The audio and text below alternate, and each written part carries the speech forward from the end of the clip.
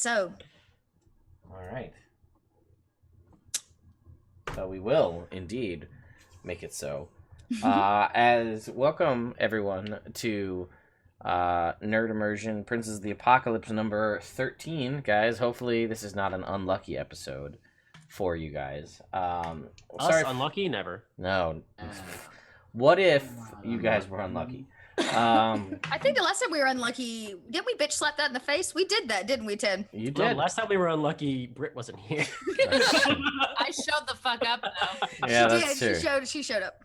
Saved our asses. That is true. So I'll do a quick recap for you guys. Sorry for the late start. There was just general in-stream bonding from players and DM, and that's important.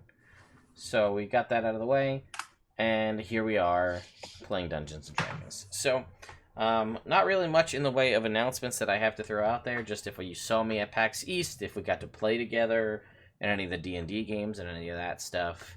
I hope you guys had fun and that my character didn't totally overshadow you in a couple of scenarios where that probably happened. Thank you to DX Racer and the guys from Brawlout for letting me win this sweet-ass chair in a tournament. That was awesome. That's really fucking cool. And this is That's a dope chair. this is the $479 chair. Like It's in orange, right? That's yeah, orange. which was not by my choice. That's just the color that they had, and I was like, I know. Kismet right there. So let's do that. I So love that word. I don't get to use it that often, and that was the best. Kismet? Yeah. Yes. Anyway, so look it up. We got time. We have Google. Yes, and again, to anybody who I did interviews or reviews of your games for, those will be coming out fast and furious over the next few days. So if you come to the channel for tabletop stuff, there is a smattering of tabletop and board game reviews in there, but you may be seeing some more indie video game stuff that you may not have normally been used to. That being said, let's do a quick recap of what happened last time. It was a shopping episode, folks. We spent the entire time in the city of Waterdeep trying to trash talk shoe shop vendors into... There is no try. Okay. Igni only... No, that was a dude. I did. All right. I did trash talk her, Ted. You did trash talk her. You did. And you didn't get any shoes out of it, but that's okay. I didn't need the shoes. It wasn't about the shoes. And you guys picked up some more pets. So we had, first, I guess, to start it off, Vanan found a boulder in his backpack that hatched into basically a Geodude, and it provided him with a pretty cool little item that lets him spit acid every so often. So that's cool. That's dope. And then Ozzy finally got his pseudo dragon, something he's wanted for a long time.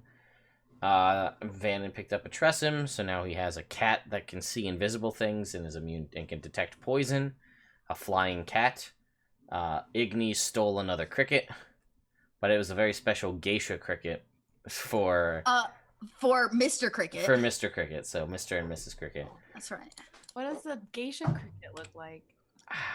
I think we decided it had like white face paint. Yeah, it was just like a little white face paint, and I feel like maybe a cricket bun. Yeah, like antennas in like a bun. A bun, yeah, in the Cute. back. Yeah, yeah. They sit on my shoulder and make out, no big deal. Yeah. Just like constantly. She's like, stop it. Yeah. So that happened. You guys did a little research about some magic things that you found. You looked up, did research into Vanan's weapon to find out a little bit more about it and what things could be done with it. And then you pretty much just went shopping for potions and for other assorted magic items. I tried to get information. That didn't work either. No. There was, we We tried. went to the boot shop. You did go to the boot shop. You got a bag of holding, which was one of the biggest things out of We that. did get a I bag got of a bag of holding. holding. We did. Yeah. You Yeah, I went in the gambling house. Trying to get information. All right, first thing Vanan does is he sneaks away from the party and goes to the magic shop. Oh, the trinket shop where he bought all of the things, like the grab bag mystery blind boxes. 100 You have gold. no more money. Technically, You are cut off. Technically, I still have 400 gold. Lilith is like so excited to put Gremlin's new saddle on. Yeah, and you do have this nice new saddle, which you can clearly describe this to us what this harness saddle looks like. We know what it does mechanically, but what does it look like physically? Like super supple leather that's been like I don't know what you do to leather to make it super soft, like velvety. Sure. Not suede, but like so soft, like doe skin, or I don't fucking know what it's called. But Yeah. the buttery soft leather. It's that with like silver. It's black and silver. Looks pretty. I guess that's like pretty Western, isn't it? A little bit. I mean, only if you wanted to be. Fuck yeah. It's gonna be like there's like the pretty filigree leather stamping, and it's nice. It's real nice. Very nice. So, as you do, and you put this on, you remember that the tea that you had picked up earlier in the adventure, and you've had that tea, and your voice turns back to normal. So you're not having oh, well, then whatever you had that did that. So now your voice has returned to its normal tone. Though the hunger for justice is still there. It still lingers in the air. It still lingers, but your voice is back to normal.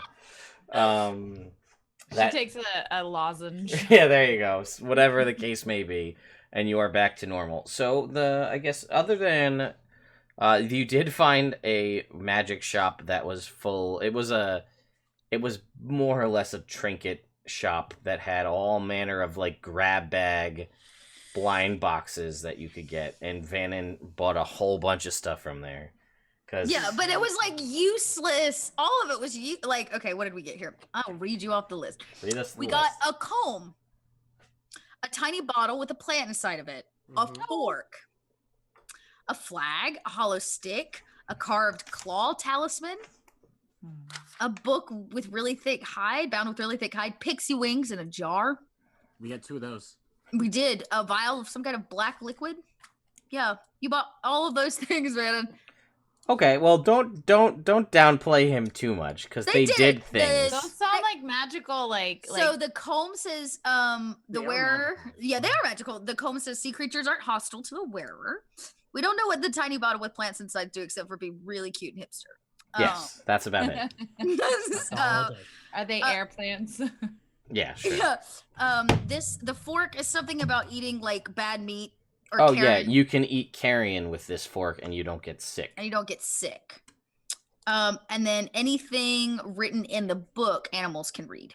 Yes, animals can read it, so humans can't. But like, if you really want to like talk to something, you can be like, "What's up, bird?" and turn it to a bird, and they'll be like, "Oh, I can read that." They still can't talk back, but they can read it. Yeah. Yeah. I don't know what the talisman does. I didn't make a note on that. I think it was just like a keychain, basically. So yeah, okay. Okay. There was a hollow stick and a flag. We also got that too. Okay, the flag changes to be the flag of whatever area you're in. Oh. So I didn't get that note. It shifts to be the flag of whatever region you're in. Oh, so you can go incognito. That's very helpful. That's makes that flag much more useful. Did you hear that, Vanan? That flag is very useful. That's a very what I heard. Flag. Yeah. Oh, and the good news is we didn't know that we thought all these things were useless, so Iggy ended up with them. So I have both the plants, the fork, the flag, and the talisman. Okay, the black liquid was poisonous to everyone except the person who owns it. Right. So I got that. I just put it all in the bag of holding. I want it. I want that poison. Yeah. Lilith doesn't want for much, but she wants that poison. Yeah. Yeah. Oh, the hollow stick. We got a lot of little things. Shaking the hollow stick sounds like quiet thunder. That's what the stick did. Oh, okay. I used to have a thing like that. I actually used to have a little thunder tube. That was like it was a percussion instrument that was like a hollow tube with like a spring at the end, and it sounded like thunder when you shook it. It was cool. Yeah. Wow. And the pixie wings draw butterflies to you. Oh, there are 2 of those. You want one? Yeah. Wait a second. Lilith looks at that and realizes what it is and hands it over to Ozzy. And I'm like, "You have a date later, don't you?" Oh, we should. I specifically Yes, let's like. And we'll like release the butterflies. Yes, that's what I was gonna. That was what I was. We're gonna be your ambience. We got your back, Ozzy. We are your wing women. Oh. I don't want them anywhere near this stage. Nowhere near the stage. I remember it. I specifically kept one of the bottles of pixie wings. You did. And the book of animals. Yeah. Oh yeah. And you also have the hollow stick. Yep. And Yeah, you have the comb too. Oh, I have the comb too. I didn't know that. Yeah, you have the comb dope. too. Put up your man bun it. I'll man bun it. That's what I'm trying to do with my hair soon. Well, you're well on your way, sir. Both IRL and fantasy. Yeah, I know, right? So that was some of the things that were purchased. There were plenty more in this mystery grab bag of rando things, but that's where we ended up. And yes, I guess probably the most important and the most fought after part of the whole adventure was Ozzy was in Blackstaff Tower, and they had some discussions, and they found out that the party found out that Ozzy had a crush on the girl who works the front desk, and she's super awkward, and he's super awkward. So the party pretty much made that happen. Oh, it's so good. They're going on a date tonight. Nerd date. Nerd date. And that is pretty much where we ended the show. So the party has about, we'll say 3 hours. I don't remember the exact time. Like 3 or 4 hours. She was supposed to meet us around the corner too, right? We were like, where's the nearest bar? And she's like, I don't know. I don't go to bars. And it was like, well, the nearest one's where we'll be. Yeah, that's right. That is right. That was the instructions we gave her to meet She's up. like, yeah, I think she said that she drinks. And you're like, great, where's the nearest bar? And she's like, well, no, I mean, I physically drink, but I don't go to bars. That's like I physically drink. I swallow liquids. Yeah, yes. I put them in my body. As most people are supposed to. Yes. Okay, so we'll say, yeah, you guys got about 3. You know what? Let's make it 4 hours. We'll make it an even 4 to do your prep work and anything else you'd like to do in the city before the date happens. I'm going to turn to Igni and be like, Igni, can I borrow 50 gold? You can have 50 of my gold, Ozzy. That's a lot of money for a date. No, it's not for the Ozzy... date. I would like to add a spell to my spell book that I just picked. I give Ozzy 50 of my gold. I actually had 450 left. I run back into Blackstaff Tower for an hour and add detect magic to my spell book. There you go, nice. Because I remember you were going to buy a set of like magic boots or something. I think was what Vanan was after, and then he just kept the money and didn't spend it.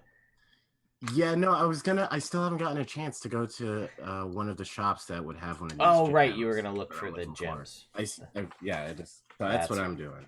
Okay. What about Ozzy's going to spend an hour to add a spell to a spell book? Yep. Vanan's going shopping for socket gems. And what are Lilith and Igni doing for the hour? Being queens. Lilith is going. Waterdeep is Lilith's stomping grounds. This is where she grew up. So she's going to be like, "Hey, girl, I got some cool places to show you," and she's going to find like her favorite restaurant, her favorite like dive bar, like cool spots in the town that like nobody knows about. You have to be like a local and like like a coat, like, hey, look at this great view of like the like let's go get a bottle of wine and like shit talk. That's great. Why not? Igni actually really hates Waterdeep, so she's probably like trailing along as you're like, I feel like you're trying to get her to like the city, and she's like, I fucking hate this town. No. Lilith has like really bad memories and like a love. Oh, really? Me too. Perfect. So we're drinking our sorrows away. Yeah, like that's why I was like, let's get a bottle of wine and go shit talk on this like rooftop, so I can tell you all about the jackasses that I went to school with. Oh, I'll tell you all about how I killed people and left them for dead in the streets. Oh yeah, tell me more. anymore. Done. We're drinking bottles of wine on the rooftops, like badass bitches. I hope like somebody that we know like walks by underneath and we like start flicking pennies from like the top of the roof at them, like land. As you guys are talking about this, Vanan's walking by with his gaggle of pets. Aw. Well, we're So not many gonna pets. aim pennies at you. Yeah, I'm just sitting here Iggy with my does. cat. No. I like stave your hand. I'm like, what are you doing? But he walked by. Yeah, but look at his babies. He's walking by with his babies, and we yell like, "Hi, Vanan!" John, Janet. I thought his name was Juan. Trying to talk. John, Juan. What? My name. My name is Jeff.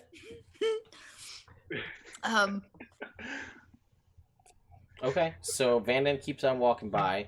So yeah, you're able to take the next couple of hours if you want, or at least you know that Ozzy's going to be gone for at least an hour, transferring this scroll into his spell book. Oh, I thought you meant on the date. I was like, Yeah, I was like, that's a short date. try again.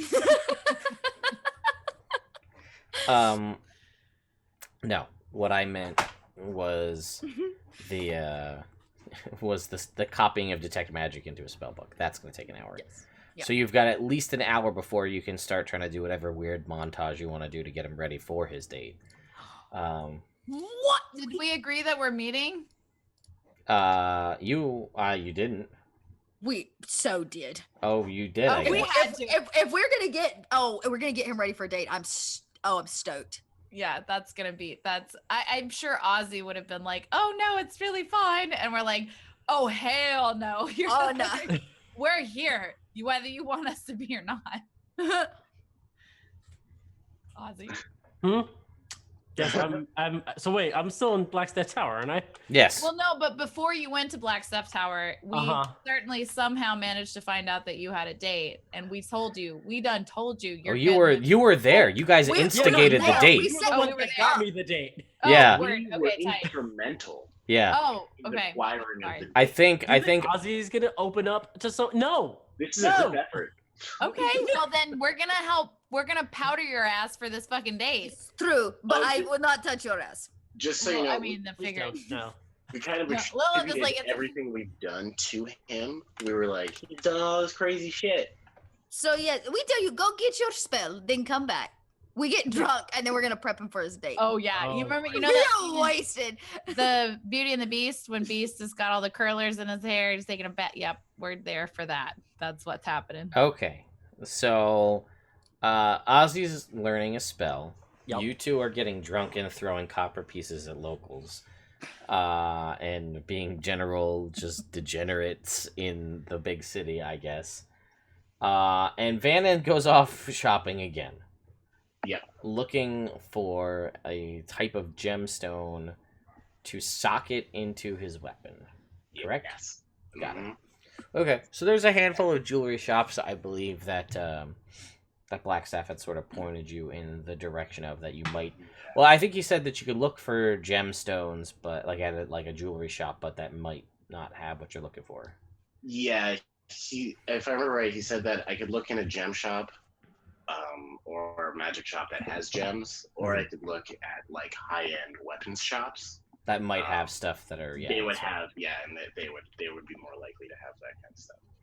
Okay, that's right. So again, you're not too familiar with Waterdeep, so I'll say you could definitely check out at least one place. What kind of place are you thinking you'd rather check out more? The weapon shop, the magic shop? What's your thoughts? Probably the weapon shop. Okay. So, after a little while, you are able to track down one of the weapon shops, which there's one that's known for swords specifically. And you realize that you're not really looking for a sword, but you're looking to try to find something that hopefully is in one of them. Yeah. So, let's see here. The name of that shop is... One second here. Oh God, You doing okay? I just did 2 test rolls. They're both natural 1. Oh, that's not a good thing. Get those out of the way. No. Yeah, for real. Yeah. I'm putting this dice in quarantine. So, so you know that in the South Ward, so not too far of a trek from where you are, there is Brian the Swordmaster's smithy, and that is the name of. It's renowned for well-made swords, but also quite expensive swords. But you know, you fit, at least in your experience, you probably get what you pay for when it comes to weapons. So if they're higher quality and higher end, probably for a reason. Yeah. So you eventually ask around a little bit, and you find your way to the shop, and you kind of come in to what is a decent size storefront. You know, doors are open, like pocket doors. They're open. So you walk in, and there is a couple of glass cases with some daggers and short swords in them, and then it's basically like just racks on the wall all around with just like slotted swords. Just make me a perception check, actually. Okay. With dice, because he's got them now. Yeah. 18. Okay. Yeah, with a quick glance around the room, we guesstimate that there's at least 200 swords, like, in all the racks in the room. Shit. Wow, that's a lot of swords. And, like, we're talking everything from, like, your standard, like, hand-and-a-half bastard-type sword to, like, claymores to flambergas. You've got all different manner of swords and all different two-handed, one-handed, gladius-style short swords. Everything is here. And then you can see, too, that some of them have ornamentation. Like, some of these just look like Joe Schmo sword, regular-looking sword. Is there a shopkeeper? You don't see one, but you do see that there's, like, a back room, and there is a set of, like, chainmail curtains that separates into that back room. Can I, like, knock on the door frame? Like, yellow. Here to buy some stuff from you. Yeah, so you knock on the door, and you hear a commotion, like someone moving about in the back. And walking out from the back room, you see, honestly, a fairly nondescript guy. He doesn't really look like super strong or got an ostentatious outfit. You know, he just looks like a regular guy in just like a pair of peasant pants and just like he's got a regular shirt. He's got a leather apron on, but it doesn't look like it sees too much use, and he's got like a jeweler's loop in his eye still. And he like pops that out and puts it on the table, and he says, "Yeah, what brings you to, I mean, I'm gonna guess it's probably swords is what brings you to my shop based on the name and what I sell. But what can I do for you, sir?" Hello. So my name is Vanan, and I'm looking for so if you look at my spear, it's got these like sockets. And he looks at it and he's like, "Well, you do know that this is a sword shop." Oh yeah, no. Okay, all right. But I see that some of your swords have sockets and things. They do, yes, you are correct. And I was just wondering if maybe you had some swords that you haven't put the gems into the sockets yet, and you would sell those to me. Or if you want to, I could also buy a sword with the sockets, or however you want to do this. I'm game. You seem like a nice guy, so. And he's like, "Well, thank you. I appreciate it, and I appreciate you being so upfront with me rather than trying to play any games. You came in here You came in here with a spear. It's not my thing, but that's okay. Maybe we can make a deal." So, What do you know about this whole process? What do you know? Maybe I can help educate you a little bit, because I believe that everyone's weapon, although it should be a sword because that's the best, but I'm not going to patronize you here in my shop. Every weapon should fit its wielder like a glove. So what might be right for me is not right for you. So these gems, they can provide all manner of different things. So tell me a little bit about you, about how you wield that spear. What can I do to get a gem in that socket today? Well, I am kind of quick. Okay. I like to do fast strikes. I like to go first. I guess I incorporate some magic into my attacks. some wind magic sometimes. Wind magic has been the most recent, but hoping to branch out in the near future. So also, you're really making me dig swords for some reason. It's like I look into your eyes and I'm just like, swords are dope.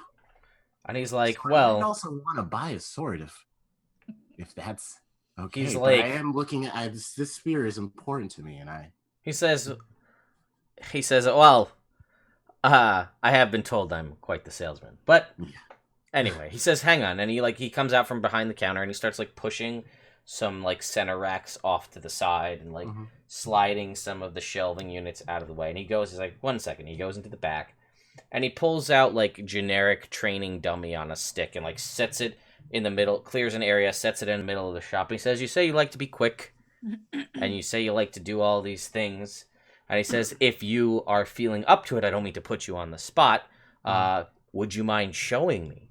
Show me what you do and perhaps I can help you. Oh, yeah, sure. And I'm like, I turn to Copernicus that's still on my shoulder. And I'm like, Cappy, get down for a second. And Copernicus understands me, so he jumps Yes, down. he does. Absolutely. And I'm like, and then I guess I'll use Zephyr Strike. Yeah, okay. I'll cast it on myself real fast. And then I'll stop for a second. And I'll like go into a stance. Mm-hmm. And then, like before, like I said, I'll just like very quickly dart forward to where the dummy is from like, I guess like 30 feet away and then do 2 strikes at the same time through the heart area on the chest, just at the very exact same place, just like yeah, this is a training dummy. You're not pressured for time or anything. You don't have to roll for attack for this. There's no reason for that. So you see him watching. You can roll if you want, but if you roll bad, then you're going to look kind of goofy. If you roll 20, that's great. But if you don't, we'll just consider it that it is what you said. That is okay. Well, I get advantage.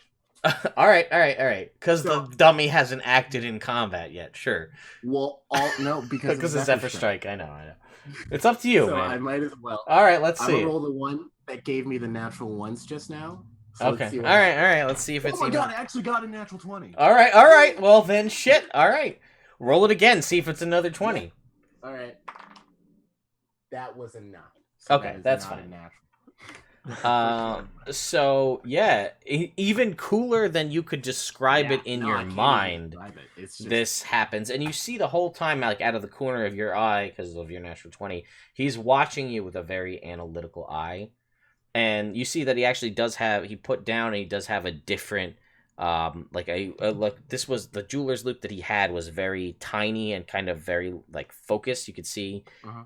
This he does put in a different kind of jeweler's loop that is, or at least a monocle of some kind that's significantly wider lensed, and he watches this unfold.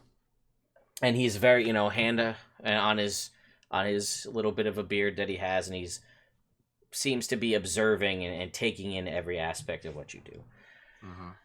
And then after the show is over, he says, "Well, I think we may have some things that can aid you in the way in which you do combat. So you said you're good with air. You'd like to branch out into other things.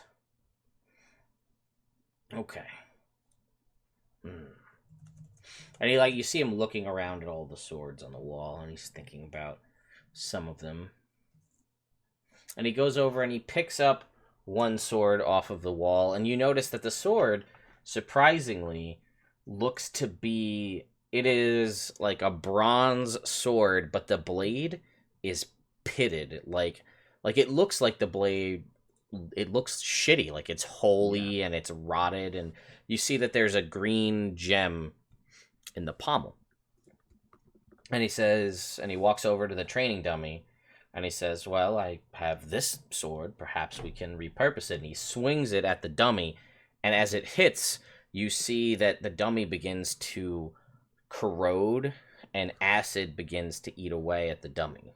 That is as the gem glows as he hits it. Okay. And he says, "Well, this is something that's not air magic." And he kind of holds the sword, kind of point, pommel tip towards you. I will examine it. I'm not too good with magical items, but I will at least try to. And if I don't learn anything, I will pretend to. And be like, yes, I can tell. Mm-hmm. My hand back.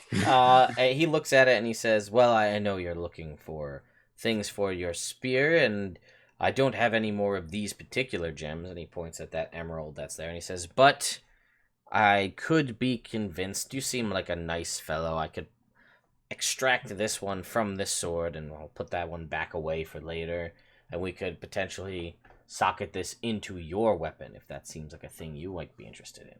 Yeah. No, I am. How much would that cost? And he says, well, I'll be honest. These aren't cheap, and I'm technically decommissioning a sword for the moment, so it's a little bit of a process. So based on this, I would say normally to your average person, I'd say that I would sell this for... I would sell this sword for about 2,000 gold pieces as the sword itself. Okay. Now, normally, I would charge you an upcharge of 500 gold to extract, because you're purchasing the sword, extracting the gem, putting it in yours. It's a little bit of process. There's dangerous magics involved, as you saw. But because I like you, and I want to get you the right fit, I wouldn't have you pay 2,200 gold for this. I wouldn't have you pay 2,000 gold for this. I wouldn't even have you pay 1,700 gold for this. I'd give this to you for the low price of 1,500 gold pieces. That is a very good price. And I am happy to do business with you. That is a large sum of money, though. Yes, it is. And as I have compatriots, I would have to first converse with them before I could make such a large purchase. And he says, well, Vanan, I tell you what. I trust that you'll come back, and I will put this sword under the counter, and I will keep it here for 2 days with your name on it. And if I don't hear from you in the 2 days, then sadly, I'll have to put it back on the shelf. No, I get it. I will, I bow to him and I say, I will most definitely return. And he says, and if you don't, well, perhaps it wasn't the right time, but I hope you're a repeat customer and I see you in the future. Oh, I hope to see you again, too. This has been very lovely. And he says, well, thank you for the show. I appreciate, I always am a fan of combat and weapon play, so thank you for that. And I hope you have a wonderful rest of your day. Thank you. I'll have a good day. You too. And he just kind of bows and waits, and then you leave the shop. Yeah, I leave the shop. I would like to go back to that trinket shop. not to buy more trinkets. Sure. I just want to stop by. Yeah. And I want to ask the shopkeeper if I'm going to be like, so I'm like kind of awkward and socially anxious, and I have a date tonight. Do you have anything that would maybe help me out with that?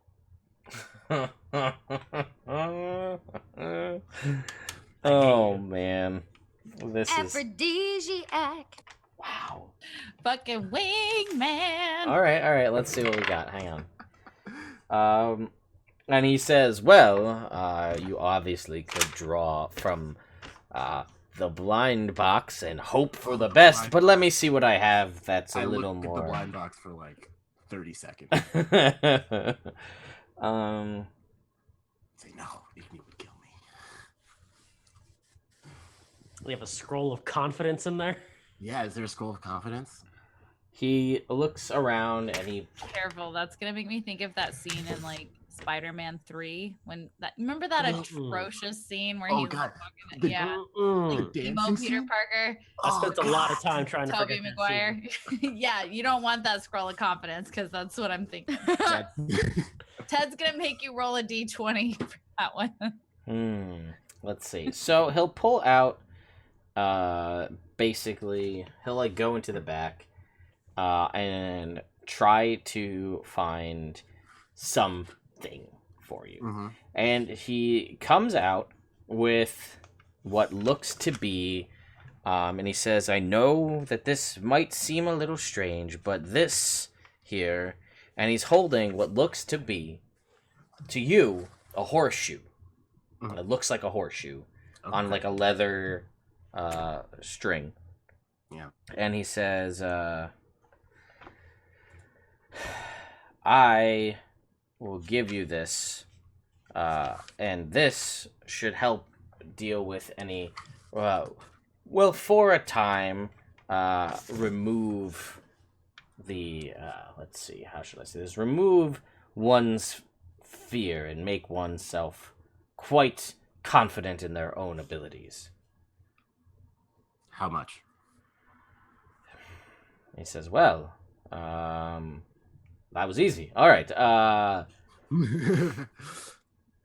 He says, all right. How about... He goes, you are a repeat customer, and you do more business with the blind boxes than literally anyone ever. So... Blind box again. He says, I could do this for... I could do this for 150 gold pieces. I look at him. And I stare him down. And I just keep looking at him until it gets really awkward. And he just stares at you the whole time and he goes, so are you going to buy it or what? I don't know. Are you going to sell it to me? I'm pretty sure I just said I was, because I gave you a price and I have it here.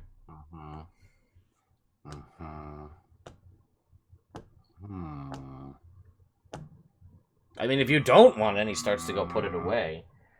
125 gold. Make me a persuasion check. Yeah, okay. That's the wrong dice. Ooh. 20. Not natural. Okay. 19 plus. And he says, fine, let me get you... Well, since you have convinced me, and you are a repeat customer, he says, let me give you one that's a little less obtrusive. And he goes for another amulet that is not... Like, this was the size of a horseshoe, right? So This was like an actual horseshoe? Yeah, like, so we're talking, like, Ozzy's gonna Flavor Flav up in there with a horseshoe around his neck. Oh, wait, okay, that might be better, though. So he's like, wait, do you want... And he pulls out one that is, like, roughly this big in size. And it's not shaped like a horseshoe. It's actually shaped like... It's almost sort of shaped like a mouth, almost. But it's much smaller, would be a lot easier to conceal within your shirt. But he's like, and he's got them both. One is like a slightly bronzed horseshoe, the size of an actual horseshoe. And the other one is like a pendant that's about this big around. Oh, boy. Okay, I kind of need... I feel like I need some party input here. I mean, you guys aren't here, so you can't tell me what to buy. But just on like a level of funny. You're buying shit for a date for me. I'm not saying shit right now. Okay. Then oh boy. Okay, but I'm just imagining like just Ozzy wearing this gigantic horseshoe and just being the most confident person you've ever met. Just right, clock it. chain.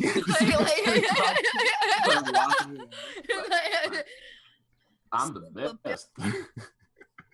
I'll go for the small one. Okay, you go for the small. He hands you that, and he puts the horseshoe away, and he has it out in his hand, and he's got the gold out in the other hand. Yeah. And I'm assuming you give him the gold. Yeah, I'll give him the gold. And as he hands you over the amulet, he like puts it in your hand, but he like grabs your hand to like hold it there, and he says, "I'm just letting you know that as with all of my purchases, any trouble or side effects or anything of that nature that happen due to my selling of my items, the responsibility lies wholly within the purchaser. If your friend's newfound confidence gets him into trouble, it's not traceable back to me. And by that I mean I will deny it, and I have a lot more credibility. That's okay. You seem like on the up and up. I trust you. I just want to make sure we're aware, and then he lets go of your hand. Oh yeah, we're aware. Do you want me to sign anything? No, I trust you. You seem like a relatively trustworthy guy. Anybody who buys things without knowing what they are has some degree of trust. Well, I mean, yeah, I just kind of trust everybody. That's like how you're supposed to do it. Right? He goes, "That's great. You should come back and shop more often." Oh yeah. No, totally. I love this place. And I look at the blind box. And he's like, and then I look away. all right. And then I leave. And then you leave, yeah. Yeah. So, okay. So, you guys eventually, we'll say the hour has passed. You've learned Detect Magic, so that is now in your spell book. It is a ritual spell, so you know you can cast it as a ritual without having it prepared, so you've got that at your disposal all the time.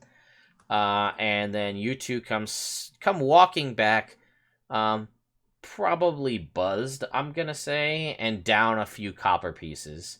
But, you know, feeling a little loose, feeling good, you know. And Vanan comes back as well. I walk straight up to Ozzy. Is he there? He's there. I walk straight up to Ozzy and I just put the necklace on him. What is this? How do you feel? So, Ozzy, this necklace comes around your neck, and you swear to God if I get fucking cursed. You feel automatically, one, you don't feel any feelings of general fear or cowardice or anything of that nature is just fully banished from you. You feel 100% confident. You are your confident self, as confident as you could be. Almost, you feel you haven't felt like this before. Mm-hmm. So this feeling is a very good feeling. A feeling to the point where, like, the way you're feeling right now, you feel like you don't want to not feel like this. Along the lines of, like, if the opportunity came up to take this necklace off, you probably would not want to do that because you feel so good right now. Okay. Also, but you feel confident, but you also feel bold as well. And oh God, that's it. Magical cocaine. Yeah, that's a good way of putting it. Yep. Vanan, what do you mean? How do I feel? I feel fucking great, as I always feel. Yeah. Ozzy, you are the fucking bomb. Of course I am. Why would you give him a hug? Why would you even say? Oh, okay. Please. Okay. Yeah. Okay. I look over at Igni. Like,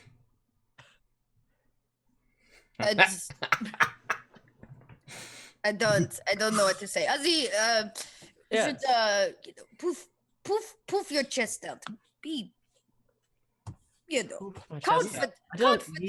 I don't need to look any different than I am now. I'm perfect. I didn't say look different. I just said carry yourself with confidence. I always am confident. I don't know what this is. Why are you speaking to me this way? I am the greatest person I guarantee any of you have ever met in your lives. Igni goes over to Van and goes, "What did you do to him?" Well, okay, so I went to the shop and I bought that amulet, the magic shop. He said it makes you confident. Ozzy walks away. All right, Ozzy walks away. Ozzy struts away. Lilith comes over. Like Ozzy is shoulders up and out, chest up, full postures, perfect. He looks like a man that is confident. He's got a little bit of a swagger in his walk. And he's just like, psh, later, bitches, I got this. And he's off. Well, shit, let's go drink more. He did not need us. Yeah, no. This is, wait, guys. What? But that, okay, let's have some real talk here. Okay. The girl that he's going out with. Mm-hmm. Right. She likes the old Ozzy. Does she? I don't know. I don't think she knew he existed. I don't think she knows what she likes. Yeah. Okay. I'm just saying. I see what you're saying. You're Yeah, saying I if he get shows what you're up saying. and he is not the old Ozzy, she would not like him. Yeah. Right. And I do love the old Ozzy. I don't know this new Ozzy yet. Yeah. I could wear the necklace. Oh. Oh no. Oh, that would be. AD puts it on, doesn't change a thing. I mean, wait. Can I Are sneak we- up behind Ozzy and take the necklace off? Because Vanan now really wants to put the necklace on. He's gone. He walked away. He's got. Oh. Maybe Can we I should. find We him? could. Oh, I have idea. We could just follow him and just make sure he does not. How you say? Fuck it up. All right. I mean, how are we gonna step in if he starts to fuck it up? I am master of disguise. She is Okay. master of I'm disguise. not. It is fine.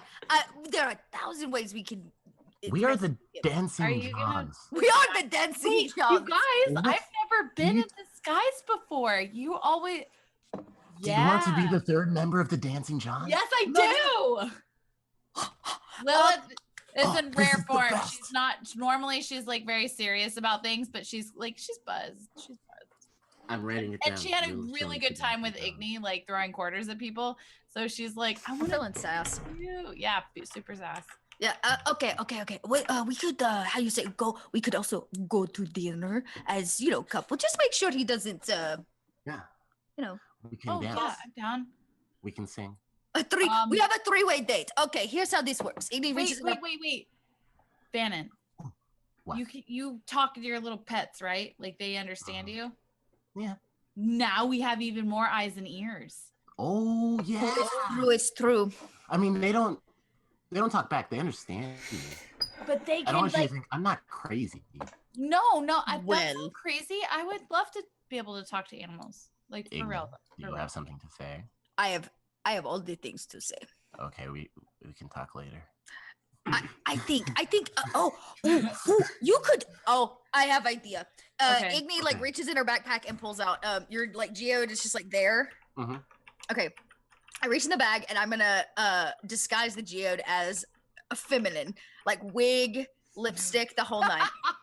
Okay, so I'm not gonna make you roll for this because honestly, It's a floating rock. it looks with like arms it coming looks in the hole. again. Picture a Geodude that someone has put a wig on and like Yes! lipstick and a bow. That's what it looks like. And It- I'm gonna drape a cloak over its body so it like Oh yeah. touches the ground, so you can't tell it doesn't have like a lower half. It's just a very, very robust lady. Yeah. Okay, so again, now it looks like a Pac-Man ghost with arms and a wig because it has no body shape. It's a It's circle fine. with a. Do not body So shame what? the It's a geode, Ted. what? It is beautiful just the way it is. Oh, Do no. not geo shame here, please. Yeah, no that's geo fair. shaming on this channel. What? Okay, so I like decorate. I'm also drunk as hell. It's Yeah, like, no, hey, it's fine. Oh, beautiful, beautiful. And I look at Ben and I go, this is your date. And then I reach in my pocket Wait. and slap on my mustache, my usual mustache. Yes. Yeah, Oh, my- Ignatius your is here? babe. Oh, Ignatius Ignatius returns. is back. And I look at I look at Lilith and I'm like, you be my date. And we're like decorate out. We put things in her hair and get her like up, dude. And I go, Lilith is really uncomfortable. She's like, oh, I haven't done this since like Cotillion and Primer. I do not know what that is. I do not Then- know what this is. I know Vanan how to looks at behave. Vanan looks at Gina and he's like, I liked you before the makeup. And he takes off the wig. No. Yeah. Just- Yeah. And then he holds Gina and he's like, you're perfect. Aw. And it winks at you. Yeah. Aw. And then I grab its hand and it's like, this is my date. And you guys, he floats along as you walk. Yeah, I say we Double just date? yes, we do double date. We just go sit in same places. Ozzy. Just And then I point at people who are looking at us and be like, don't you look at my wife funny. Oh. or my wife. Wait, we're on a date. Oh, my girlfriend. Mm, And wait, Lilith, you're not going- having ever been in disguise, like unnecessarily raises her voice. It's like, Yeah. oh, it's not. Don't worry. And he's like, oh, come, you beautiful woman, and like puts her arm out. You're like a lot shorter than Lilith, by the way. I know, right? I know. And you're Like a lot. I think if you were to try to put your arm around Lilith, it actually ends up being funny. Have we even found Ozzy yet? we are on the way. You cannot rush romance. I was gonna say, I'm assuming like Ozzy struts off to chased do after his Ozzy. Ozzy things, and you guys are like, hold up, disguise makeover, and then stop to do that as Ozzy continues to walk away. Well, Ozzy's certainly not gonna let us like give him a makeover. He doesn't believe he needs it No. now, right? That So- was- Do that. I wanted anymore. I actually wanted to chase after Ozzy right away, but we can. We know the bar-ish he is going to. It'll be fine. By the way, Going to because that Brittany bar? said it, he walked away like Spider-Man from Spider-Man. Oh yeah, there you go. Brittany, you. Uh, Was he like giving the guns and like winking and Oh shit? yeah, to every Oh. person he sees. Yeah. Oh yeah. well, I think Yeah. Sorry about that. Not sorry. So just paint me a word picture here. So what is Igni just Igni with a mustache? Or did she actually do disguising? No, I also have a cloak and You're like the classic. Are you still wearing your and a mask? cod piece. Ted, if you must know, under my sheer garments, I wear cod piece, mustache, and cloak. Okay. That is what I wear. Your codpiece like polka dotted or striped or something. like So striped. is there on top of all this, is there like binding going on, or is it still very clearly like a feminine shape with a codpiece, a cloak, and a mustache? I'm just trying to Are For you the- body shaming my manliness? No, I want to know so that when people see you, they know what they're looking Hold on. at. Hold on. This codpiece must have a large ruffle.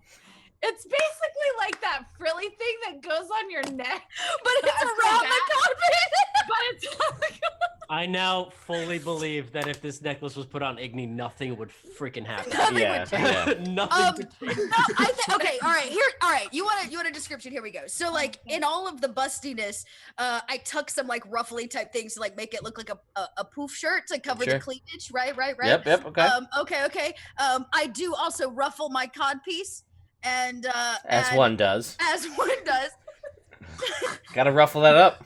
and it has a ruffle. No, it has like a lace ruffle upon it. oh, for sure. I floof my ruffle. Yes. Yeah, man, My- you have my to pay God, for my- that in my some God parts of starts the Waterdeep. hell out of my cod ruffle, and then Yeah, you gotta pay for extra for that in certain parts of Waterdeep. So that's No, Igni does it herself. and a mustache, and hair back. I just make sure it's kind of pulled back out of the way, and I'm sure.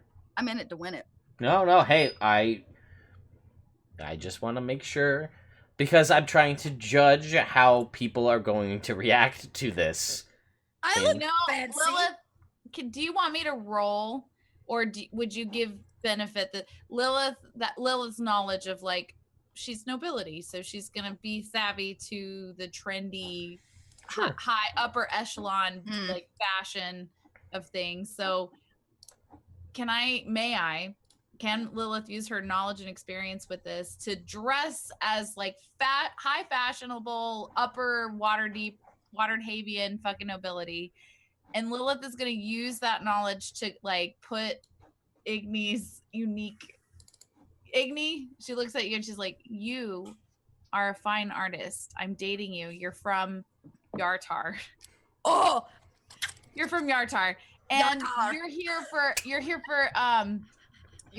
for a gallery exhibition. So you're gonna be like oh, great avant-garde artist. I am And so we're on a classy. date. If anybody asks, I got you covered. I adjust my cod piece. Yes. Okay. And Lilith looks like Kate. What's her name? Do you guys remember How to Lose a Guy in 10 Days? Do you remember that movie? No. Remember the yellow dress, like the yellow back? Oh, the gold dress? one. Oh my god. Yes, that's Lilith. That's what she's wearing. except for Yes. silver. I don't know. I don't look You it don't up. remember They that? don't, I know exactly what you're talking you know about. exactly what I'm talking about. Everybody That wanted shit to was own that fire as dress. Fuck. Yep. I remember that fucking scene, and I'm like, Damn. I wish I wanna looked that look like good. that. Oh, Yes. okay. Yes. Yep. Yes. Yep. Okay. I think I found the dress. That is a dress. Mhm. All right. Yeah, it so, was like In fact, circa That is 2001. most definitely. Yeah. That's a dress for It's- real. pretty as fuck. You cannot have a single ounce of body fat on you to wear that. That's probably true. Or a codpiece. Who is that? Kate? What's her name? Kate. Kate Hudson. Hudson. Kate Hudson. She's I the fucking Hudson. love her. And Mr. OK.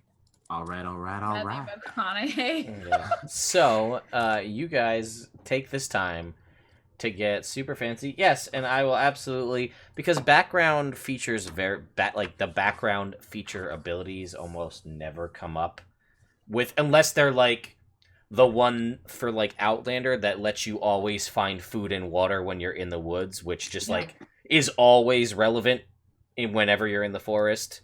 Yeah. Like, because it's just like, if there's something, I can find it so we never starve. So that comes up. But a lot of the other ones are like, maybe they'll happen. This is the time. This happens. I am a fucking water deep noble, god Yes, damn it. you have I it. want to fucking establish this. Like, you guys we're invisible. Kind of. Except Except for you.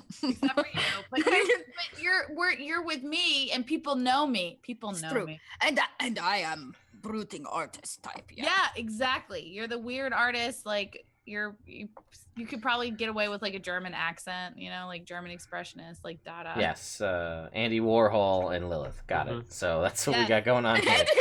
Perfect.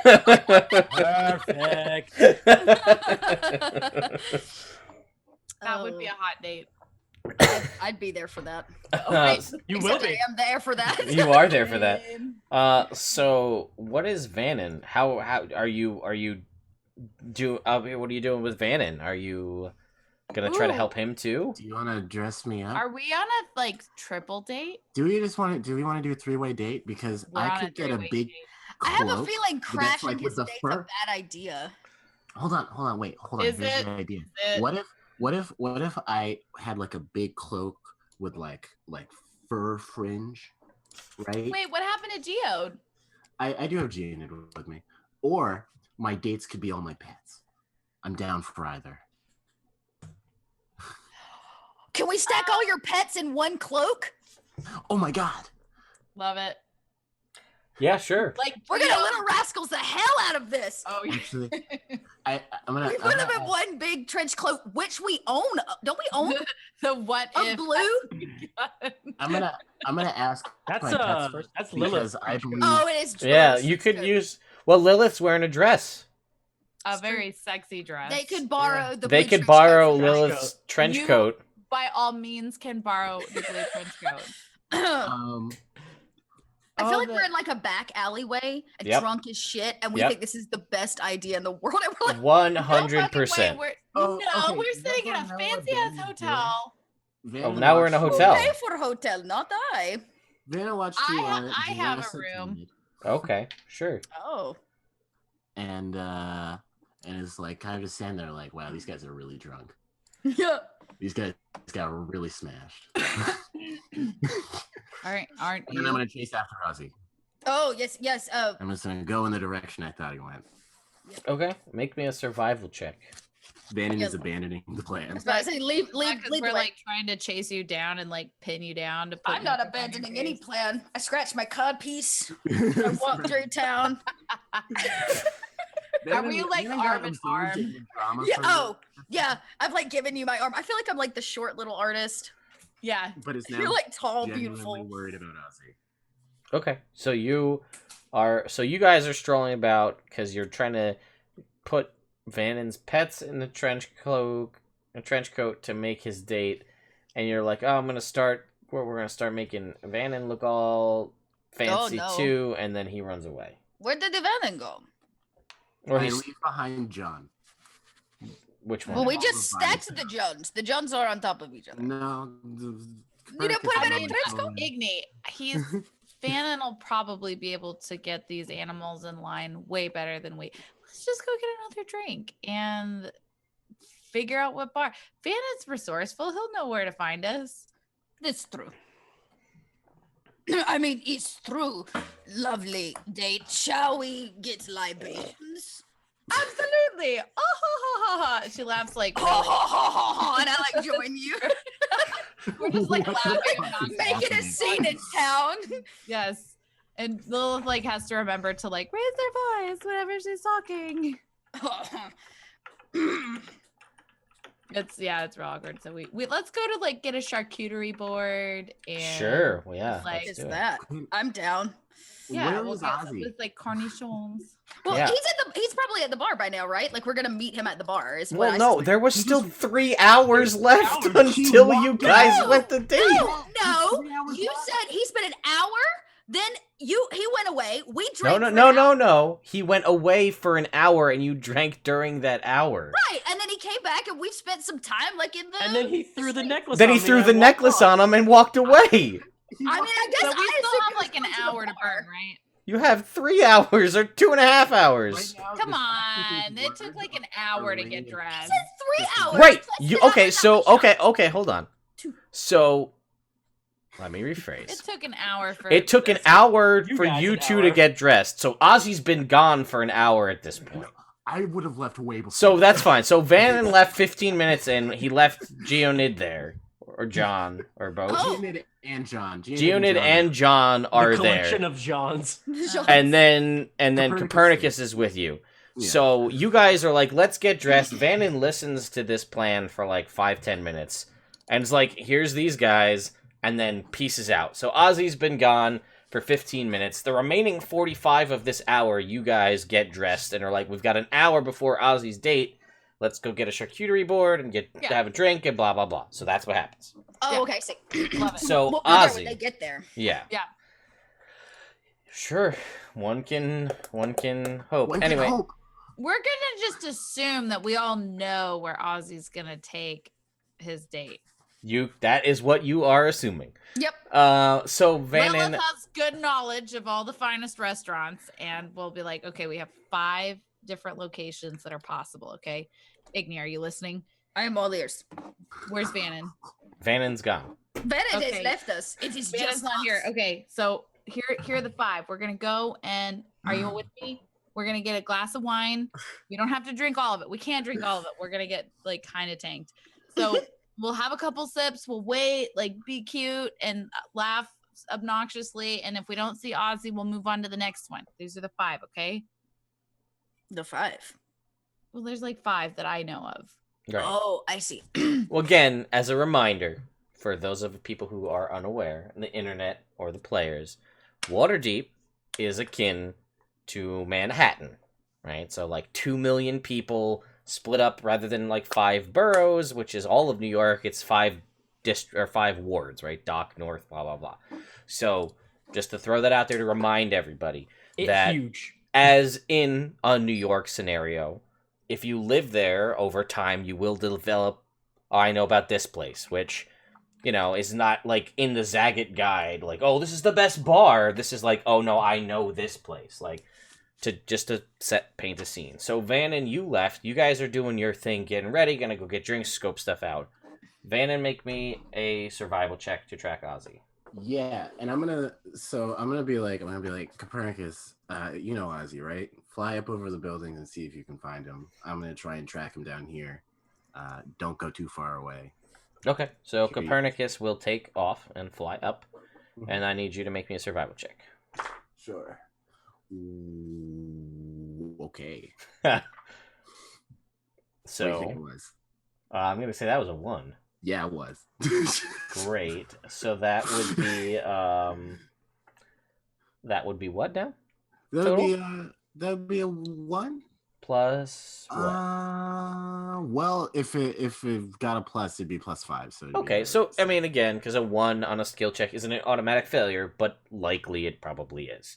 So you got a 6. So you know that's a 6.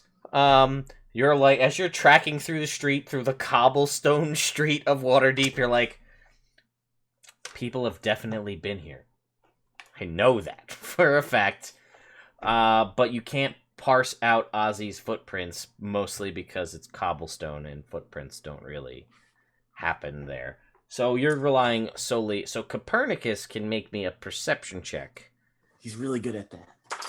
And I don't know if Tressums have advantage or not. They might. 21. Okay, alright. Oh, he does have advantage. So go ahead and roll again. That's first one is better. Okay, that's fine. So, Copernicus, and I'll say after you make you're a ranger, you're attuned to this whole thing. After very quickly realizing that you've got shit on the ground trying to find him, you turn your eye to the sky and are watching Copernicus as Copernicus flies, and you're sort of tracking. Yeah, I'm just like following him. Right. So after about say 12 minutes. Liability waiver. Yeah, after about 12 minutes, Copernicus is flying, looking not super fast. Well, that happens. So Ozzy, what have you? I'll get back to you because I don't know where Ozzy went. Ozzy, what have you been doing in you left? So you've been on your own for at least 15 minutes since you pieced out from the party. What did you do? So this necklace has essentially turned me into a douche. So Ozzy is going to basically walk down the street from wherever he was and find the first shop or place that he finds interest in. So what would he pass as he's walking down the road? Okay. All right. So let us see what you would pass. Let's skip over the things that would be not interesting to Ozzy. Let's see. You will pass. I don't know. Is Ozzy interested at all in alcohol or wine? I don't know if he is. Because it doesn't change your personality, it just makes you more confident. No, probably. I would say probably not. Okay. So, let us see. So eventually you make your way and you find Barandar's World of Words, which is a bookshop. Oh, perfect. He's going to stroll into that shop. Okay. You stroll into the shop. Cool. And he's just going to basically start looking around and trying to find probably some of the most expensive books that he could find in the shop, something that he would find interest in. Okay, yeah. So you walk in, you take a couple books off the shelf, put that back. That's not whatever. Casually flipping through, not really taking too much of a care for the pages, as you're just yep, whatever. No, not this. Whatever. So you're certain you're making your way through, and you eventually come across what is a nice, thick leather-bound tome, and it has gold leafing on the outside, and it has the gold corner caps on the book, and even the sides of the pages are gilded. Kind of got like one of these going on here. You got the gilded pages on the side. Okay, cool. Looks to be pretty it's just based on the materials it's made out of, probably pretty expensive. Cool. I'll throw it in my bag of holding. Okay. What's your stealth normally? My stealth is just a bonus. A +2.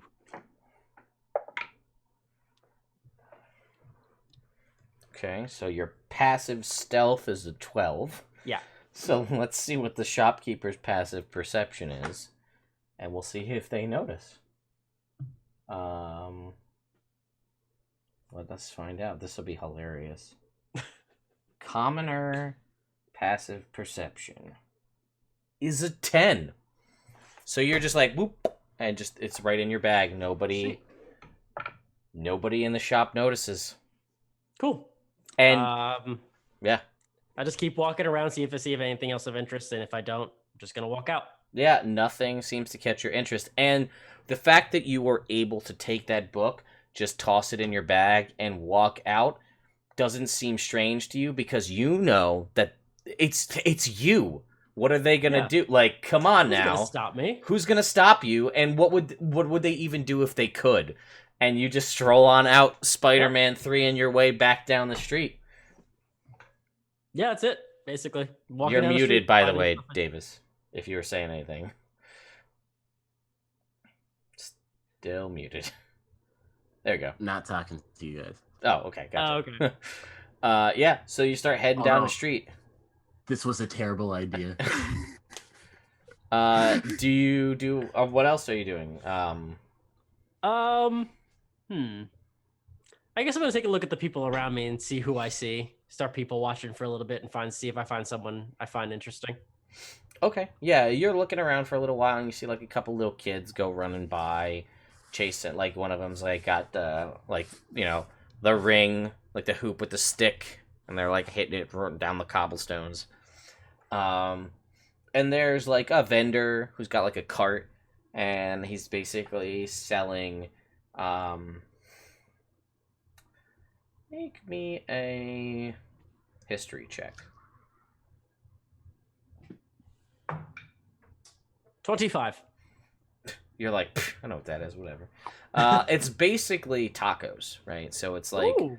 it's like flour, flattened out like a flour, like a tortilla shell, and is like meat. So this is like a street meat vendor selling like street meat tacos. Ozzy's not about that because his body's a temple. He's not going for that. Of course, no. You need lean meats only. That's all he needs. Right, sure. Got to get those gains. I get it. It's totally cool. Yep. You also no, I'm not gonna make you feel like you need to talk about how much your body is a temple, how clean you are, how much you can magically lift, and all of that stuff. Yeah. But as you're perusing around, you see there is a couple of like a group of 2 or 3 like pretty 20-something-year-old girls are kind of giggling and walking together arm in arm. They have like they'll have like some bags that look like they've been shopping, potentially walking down the street. Yeah, I'm gonna go walk over to them. All right, yeah, and they're giggling and they kind of like they stop short and stop as you approach the 3 of them. Like, oh, do you need help with those, ladies? And they're like, I don't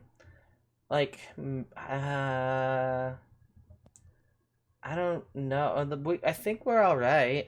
Are you sure about that? Because I think you might need some help from the Great Austrian Windmore. Of course, you've heard of me.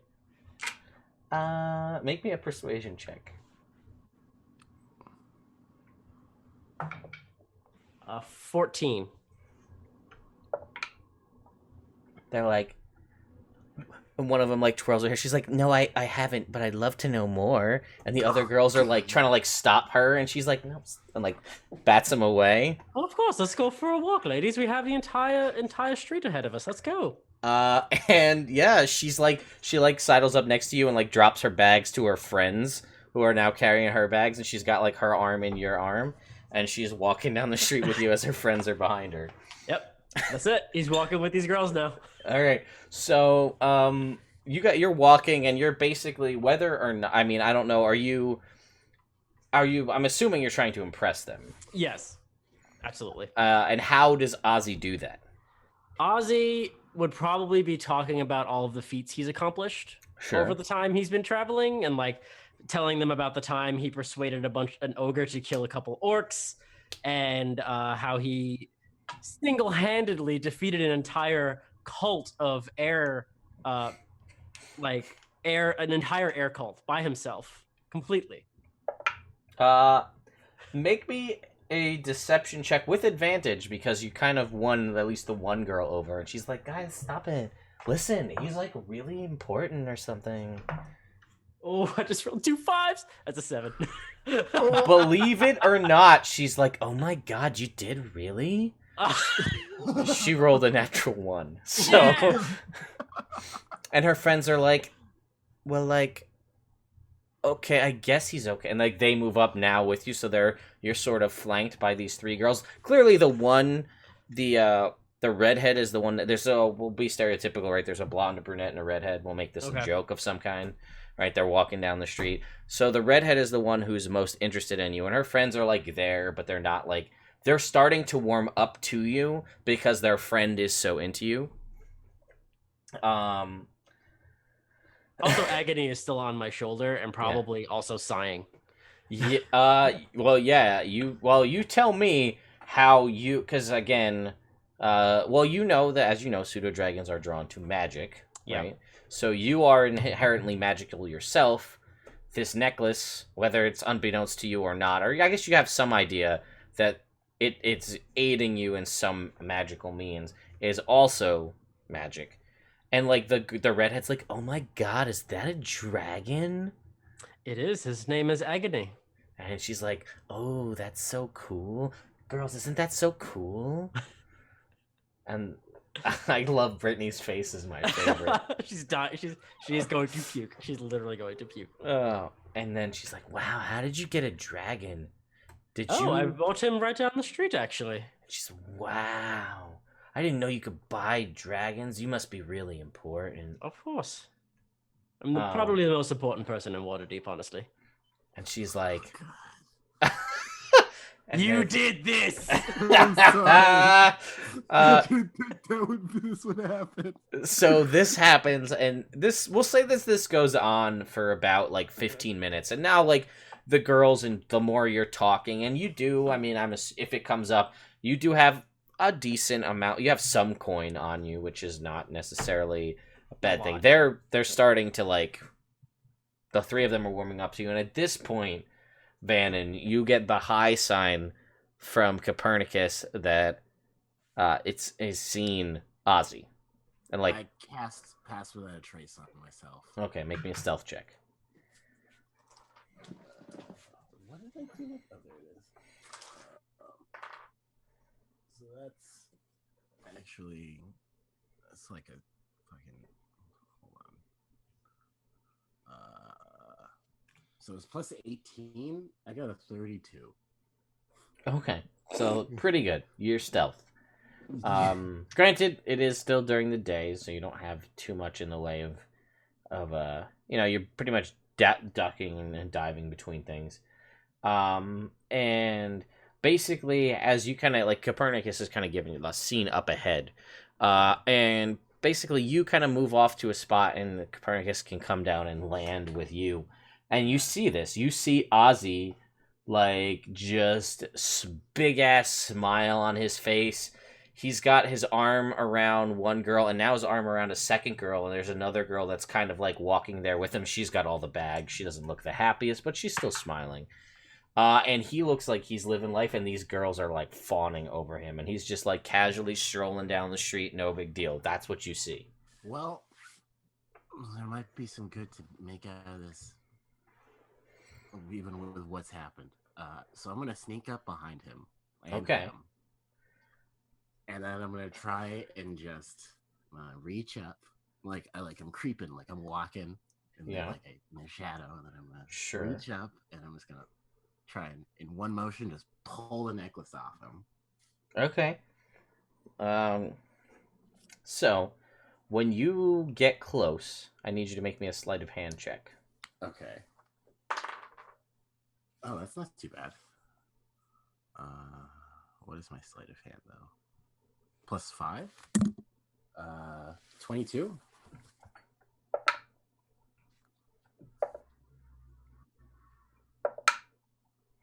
Okay. So you go to like reach up to grab the necklace string, and like you get it. You get like by the back, and you're like starting to try to take it off, and it stops as it's pinned under one of the girl's arms, who's got it around his neck.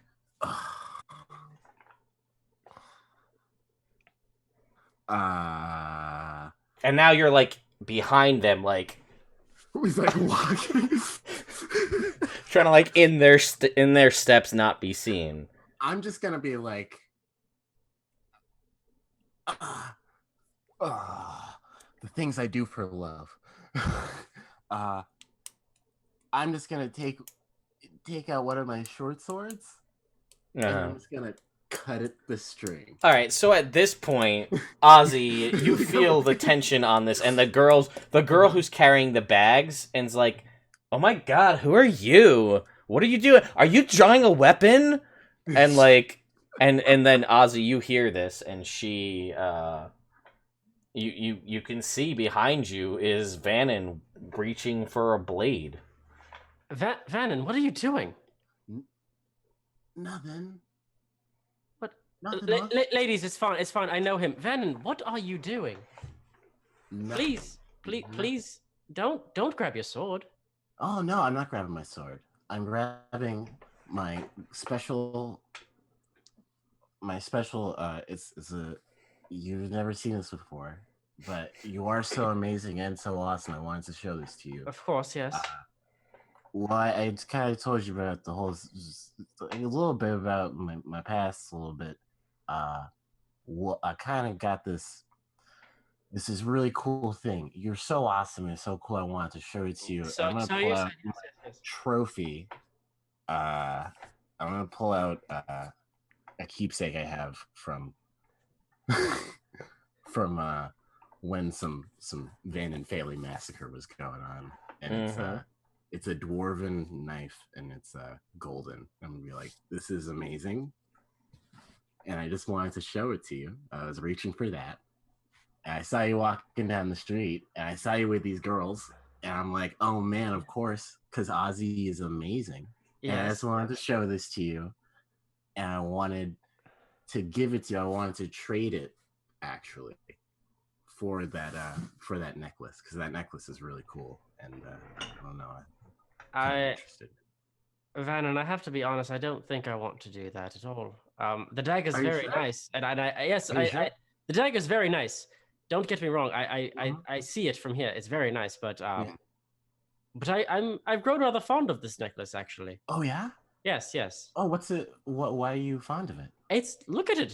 It's beautiful. And the girls are like, it's very beautiful. You know him, so you know how great he is. It's essentially the greatest features that make me. I mean, I'm gonna turn to the girls and be like, what did he tell you about it? And they're like, well, you know him. You're his friend, so I'm sure you know. You talked about how awesome he is. You must know of his great tales. Well, I mean, I was there, so I'm interested in how he put it. Yes, ladies, Vanan is a part of my adventuring party, of course. And they're like, oh yeah, that's great. Yes. And then the one girl who's got like all the bags and is like not feeling that great, and she's like, so why do you want him to tell it again? Do you love him? Do you want to hear him talk about himself? Is that why you're trying to take him away from my girl, even though like they're kind of shunting me to the back? So I'm a little jaded right now. Well, she's very self-aware. Yeah, I'm very self-aware. She's talking about the two other girls that are there. Yeah, like this is the brunette, the blonde, and the redhead are with Ozzy, and she's like, why do you want to hear him talk about himself? Or are you just that narcissistic that you want to hear him talk about you?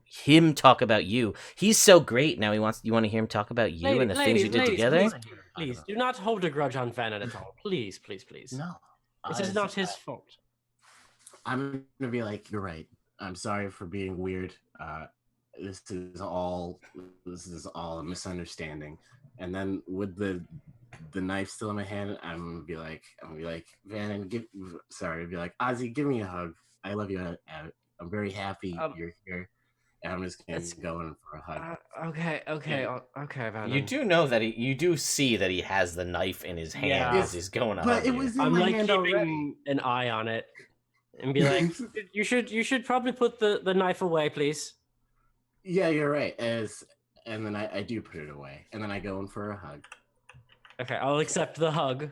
Mm-hmm. Can I try and when I put it away, I'm not actually putting it away. I'm just passing it to my other hand behind my back. I mean, Ozzy is very aware of this. He'd be very aware of this. This is not and it's it's not like it's a subtle like sleeve blade. It's a gold dagger. Right? It's a golden dagger. Yeah, it doesn't really work, does it? Yeah, I'm just gonna give him a hug. All right, you give him a hug.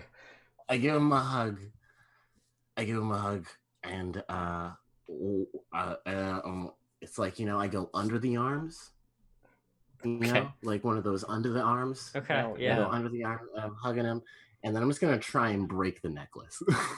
Okay, all right. I'm just gonna try and rip the string. So Ozzy, he goes for this weird ass under the arm hug. Like it's not uncommon. He's a weird dude.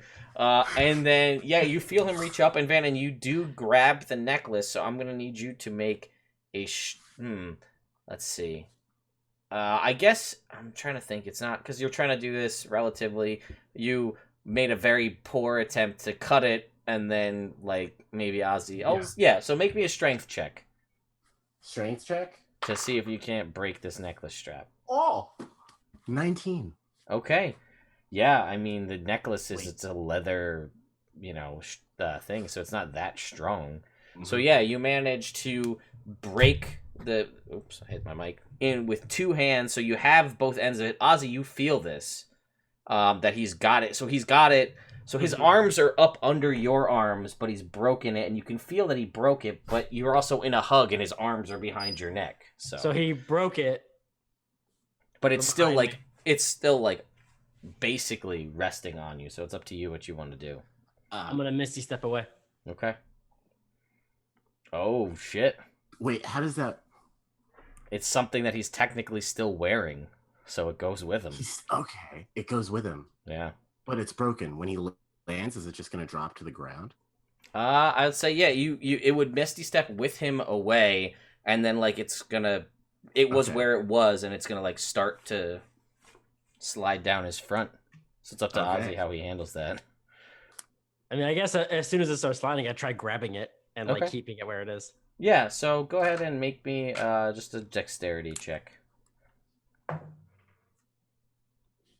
But, like, does that work the same way as an electric? You got a natural one? That's a natural 1. Oh! And it drops to the ground. And it hits the ground in front of you. And the girls are like, oh my god, did you see? He just disappeared. He's so great. Oh my god. I'm gonna be like, Cappy, necklace. So yeah, Ozzy, this is a very weird scenario for you. Yeah. So the necklace just hit the ground, and this is really now before anyone can react, because you're 30 feet away. Yeah. The necklace hit the ground. 30 feet away. No, that's not right. So here's how I'm gonna describe this, and this is fully a character choice, and however you want to play this.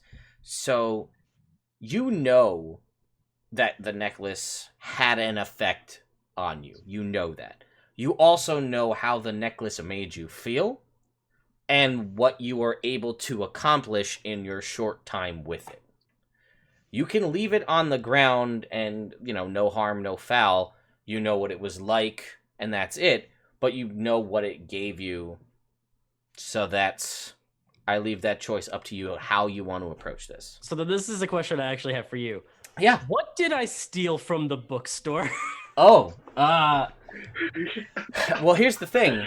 Did Ozzy bother to flip through it, or just find the most expensive thing and throw it in his bag? He probably would have flipped through it a little bit and then threw it in. Okay, so that was a first edition copy of Volo's Guide to Monsters.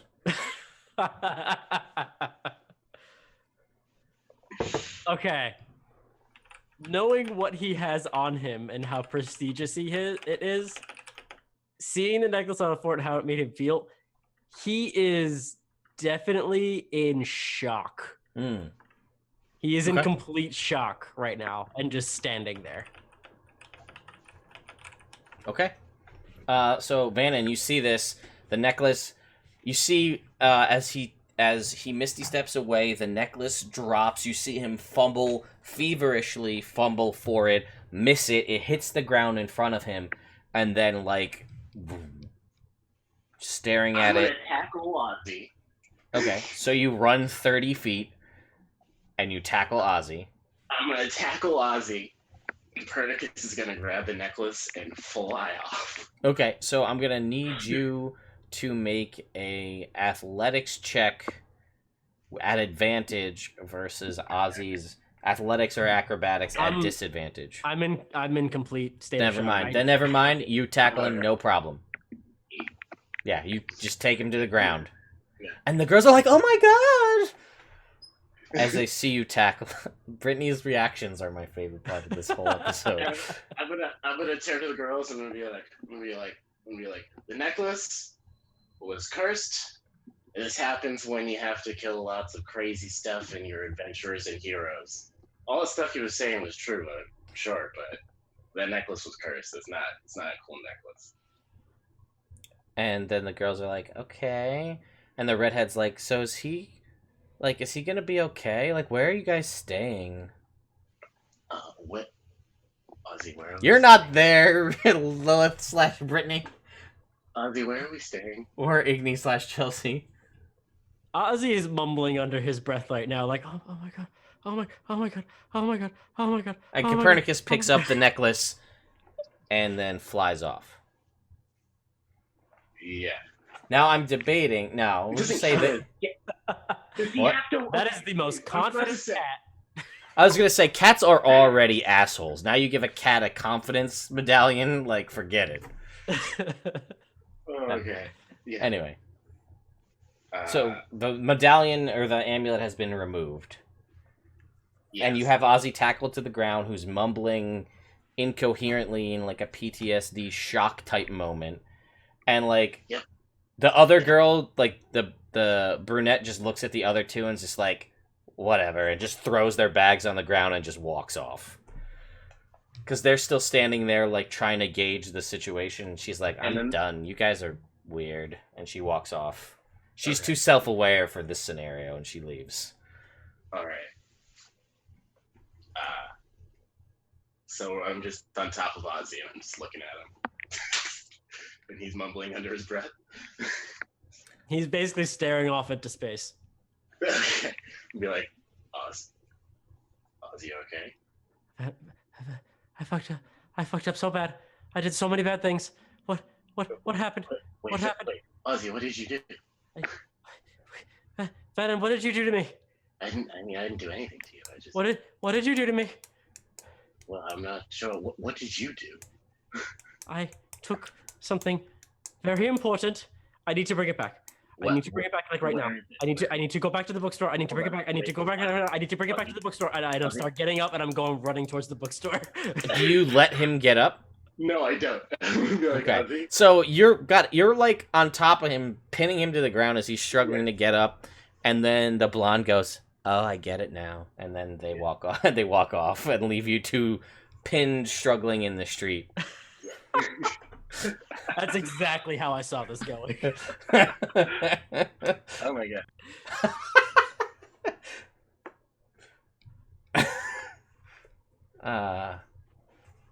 Vanan and Ozzy. I'm trying to fight him, trying to get back to the bookstore. Yeah. So now it's gonna be, let's see. This will be contested strength checks. Ozzy's is at disadvantage because he's prone. That's a 5. You're muted. I got a 6. That works. You still hold him down.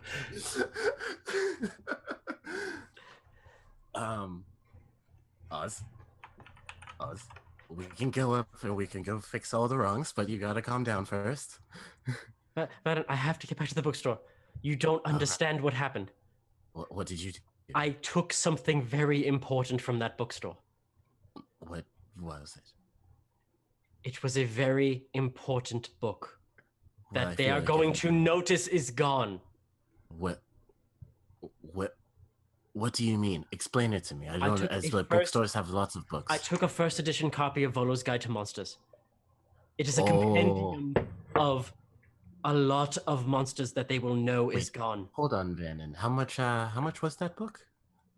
Vanan, you talking to yourself? Hold on, Vanan. Us? How much? How much is that book worth? Ooh, all right. So, like a shitty paperback copy that you get like on the regular that doesn't have a lot of the good juicy stuff, like you're more like a pamphlet than a true tome. Like that alone, that would run you about 200 gold pieces, right? The shitty paperback version. You're talking a nice hard leather bound version. You're looking at probably somewhere in like the 500 to 1,000 range for like a nicely bound version. And a first edition copy, like if it has a price, is gonna be like in the tens of thousands. This tome is probably worth several tens of thousands of gold. Okay. They will know it's gone. It has to get put back. Okay. Well, so here's the issue. Is I feel like if I go back to Igni and I say that I gave up a book that you successfully stole. Good job, by the way. That's a new for you. It's not a good job. It's not a good job at I'm like surprised. It's a good job. But I feel like if we go back and tell Igni that we gave back a book that we successfully stole that's worth tens of thousands of gold, that we might die. And I'm genuinely scared of that. Vanan, what do we do? At the What do I do? same time, you have the bag of holding, right? Yes. In the bag of holding it goes, never does it come out. Okay. And you would know, Ozzy, obviously, that the only way you can draw something from a bag of holding is if you are thinking of it. Right. So if someone does not know that it's there, they can never extract it. Cool. Yeah. I think that might work. Yes. Okay. And that's what happens. Okay. Sorry about the amulet. I thought it would help with your date. I didn't think that this would happen. Vanan. Yes? Never do that again. Okay, I won't. The amulet is gone. Let's go find Lilith and Igni. Oh, never speak. Nothing happened. This never happened. Hey, I was watching you with those girls, though. You were doing a really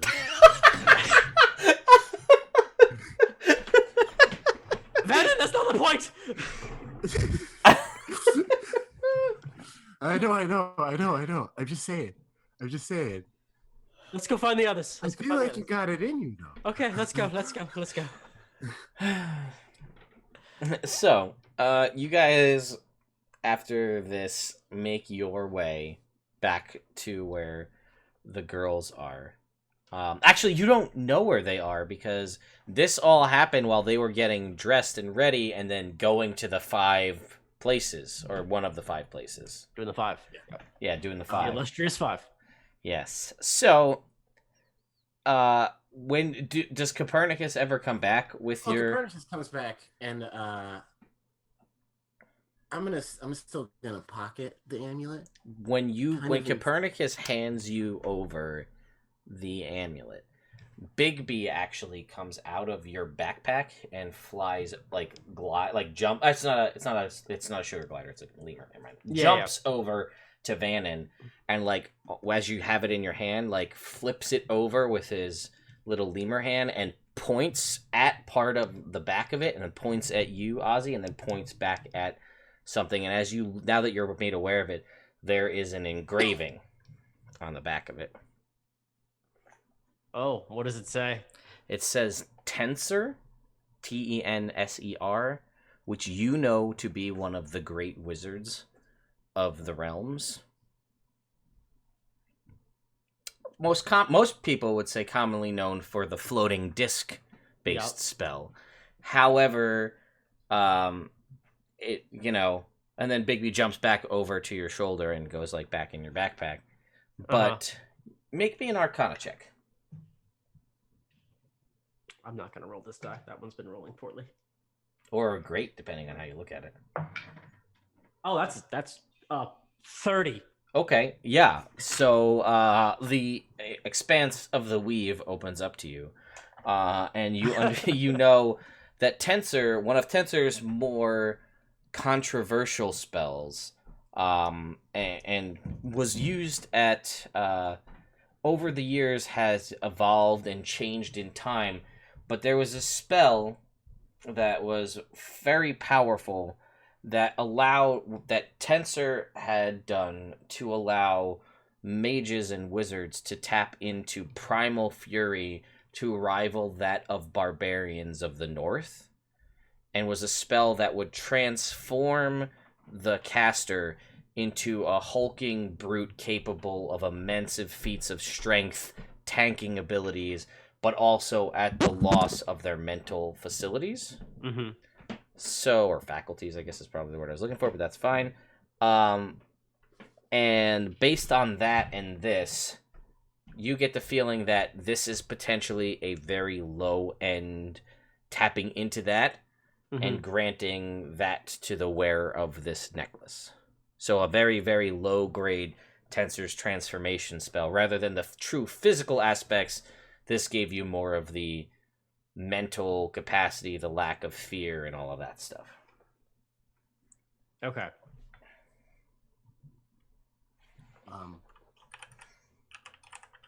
I'm gonna hold on to the necklace because I feel like it might come in handy at some point. But Ozzy, you're not allowed anywhere near it. If you take the chain off, I would like to research it. Strictly from a research point. You can research it. I don't want that on me again. Okay. I do, but I don't at the same time. It did horrifying things to me. But I would like to research it. It was very difficult getting it off you in the first place. I know. I would eventually like to research this and see what I can, what arcane knowledge I can pull out from this. Okay. But hold on to it for now. Yeah, I'm gonna keep it for now. If you want to research it, I can take it out and you can look at it. Okay. And I can hold it. Okay. We can do that. But there is gonna be none of you with this necklace alone. Okay. So that happens, and while that is going on, Oh, is it actually a spell? Tensor's Transformation is actually a spell. It's a Look dope. it up. It is spell. a 6th level wizard spell. It's so good. less hulky. In older editions, it made you basically the Hulk, and you lost control of your mental abilities, and you would become like a raging barbarian. It's still good now, but it was better then. Yeah. Anyway, so this whole thing is going on, and also the most important part is hashtag Vazzie has been born, VAZZIE, the OTP name for our ship of Vanan and Ozzy. We're gonna go to Lilith and Igni, who have been fancy AF, drinking in some classy ass places that Lilith knows. So how is this going down, ladies? Paint me a picture. You guys go into, well, Lilith, which bar do you go into of your top 5? The first one. What is that? What is that? Oh, sorry, that was me. Oh. I'm gonna mute myself. What is that? I thought I was hearing things. I was flicking no, my I bed. definitely heard it. I was like, what processor? The computer is like on beat. Like that's nice. You gotta pay extra. Random. You gotta pay extra for that kind of processing. Yeah. A computer with rhythm. Okay. I would say that the very first one that Lilith wants to take you to is one of her college stomping grounds. Oh. It's called the Drowned Trout. Oh. Okay. They have they have an extensive collection of whiskey, and it comes from all over the region. So Lilith is very excited to be like. Oh. So I'm gonna go into detail about that whiskey. Yeah, lay it on me. There are basically, you know how most bars will have maybe like 3 or 4 tiers of like, that's like 3 or 4 tiers. Upper shelves and top shelf. Oh, thank God, we needed that.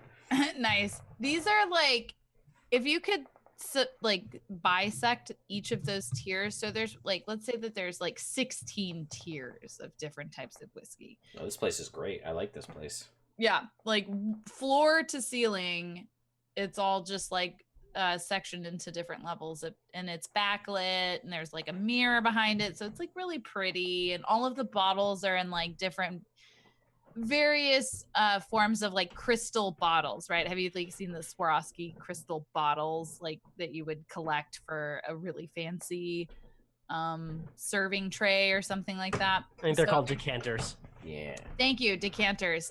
There's no labels or anything. If you have to know all about this to work here. Most of the employees are old as shit. They've been here this whole time, so it's like like one of the best whiskey places you can go. Okay, yeah, I'm on board. This is canon now. The Drowned Trout. Yep, writing it down right now. Sounds trashy, but it's actually really nice. That's why most people don't know about it, because you would think that it's a dive bar, not a high-end whiskey palace. Well, it's totally a whiskey palace. Like we sit on like velveteen cushions. Yeah, they're yeah. not even chairs; they're just like cushions. Shit. And Lilith is quite at home here. Like this is a place that she's frequented in her youth as a Waterhavian noble, and just kind of like sits down, like no problem, and looks over to Igni and is like, "So, Yes. Yes, that's my favorite part. Like, so. what are you gonna drink? What are you going to drink?" Whiskey. Well, I mean, what year? I trust your judgment, my beautiful date. You know whiskey better than I. Oh, okay. So she waits until the like server comes by. And she's Yes, like, and the server does come by and looks at you. Has, I guess, I don't know. Just tell me how the waiters are here. How you're the one, or the server. This is you did this. This is your place now. Paint me a picture. Okay, considering that this is literally a whiskey palace, like literally. Yeah. There's like a harem off in the back of Yeah, totally. Yep. Whiskey dancers. Writing that down. Leo, take note. There are the whiskey dancers of the Whiskey drowned trout. dancers. Yep. There are the drowned trout. There They're are called- dancers. They're called the minnows. The minnows, yep. I love it. This is great. Keep it coming. Guys, we're populating Waterdeep in-game. Let's do this. The general, so the serving staff, again, they've been here forever because they must have an encyclopedic knowledge of all of these whiskeys. That would mean that they're very jaded and very apathetic. They don't give a fuck unless you have maybe a slight knowledge, an insight to like their knowledge. Sure. So there's gonna be some like eye rolling and sighing, and they're totally gonna be bored unless you surprise them with like some knowledge. And Lilith has she's not super knowledgeable, but she knows a few like buzzwords to get like a slight amount of respect. So she is going to I'm so bad at coming up with a spot. She's gonna look up at the young lad, or no, excuse me, the middle-aged lad that's gonna be like helping them. She's like, "Good evening." And he'll kind of be like, yes, it is a good evening. What can I do for you? I would really love to order 2 glasses for my fine date and I. We're going to take the 84 oil slick, as well as 2 decanters of the 20 satisfaction guaranteed. And there's there's a little, you see like a very brief break in the stern, like, I wish I could be literally anywhere else right now, but this pays for me to live. And it's just like, Preach. Well, I'll be back. And it just like walks off. Satisfaction guaranteed. I'm writing these down because now these are canon. So I don't even remember what I said. Oil slick and 20% satisfaction guaranteed. yeah, I believe you said the 84 oil slick. Yes. And I think you said the 20 satisfaction guaranteed. So I'm assuming these are years for these alcohols. So currently it is $14.91 is the year. Oh, okay. So these are vintage. Yes, they are very vintage. The 20 is quite vintage. This is a 71, 70. Satisfaction guarantee. Somebody came out of the womb brewing. And I ordered 2 decanters. Yeah, of 2 that. decanters, mind you. Yeah, We're not getting like a nice low ball glass. We're getting fucking decanters. Yeah, no Which, wells there. again, as a whiskey aficionado, usually fit pretty much one, if not more than that. Actually, Claire, you're here. Yeah. A decanter. How much whiskey could a decanter hold? Decanter typically holds a bottle of wine, which is I 750 love Claire so milliliters. much. 750 milliliters? Yeah. All right, so you just Claire ordered... fucking knows. Yeah, come here. Come into frame here. Come, Claire. Hi, back there. So here. Okay. So they just ordered 2 decanters of a whiskey that is 71 years old. Okay. So we're just trying to figure out an idea of. They were just wanted to paint them a picture about how much is in a decanter. Oh yeah, that's a lot of whiskey. That's gonna get you way wasted. Unless you guys are all like very large creatures. No. These are very, very Guys, slight this is creatures. a wad. Yeah. This is a wad. My mustache makes me invincible. Do we have the money +2 for to this? soberness. Yes. Yeah. I don't even know. Lilith, Yeah. You guys don't realize Lilith has a small fortune to her name. Her parents. Well, Ozzy's got it She's now. my sugar mama for Wait, the day. what? Lilith is a noble. Yeah, a man, Noble she's- from She's Waterdeep. And And she her can hold her parents. whiskey better. No. That just means she can afford the whiskey. Ow. Or just like have that stupid bougie, like, I don't know what I'm ordering. Yes. Lilith has a small. She's like Harry Potter, you know, like he had that little fortune in Gringotts. Yeah, sure. Uh-huh. I'm down. Nobody, like it was just kind of Just like Harry Potter. yeah, under the table. Her parents were killed, you know, because they cared about shit. Yep. Nope. Lilith But Potter. she just Got it. ordered a wad of whiskey. Yeah, that's a lot of money. But did you order 2 glasses of the 84 and 2 Yes. decanters of the 20?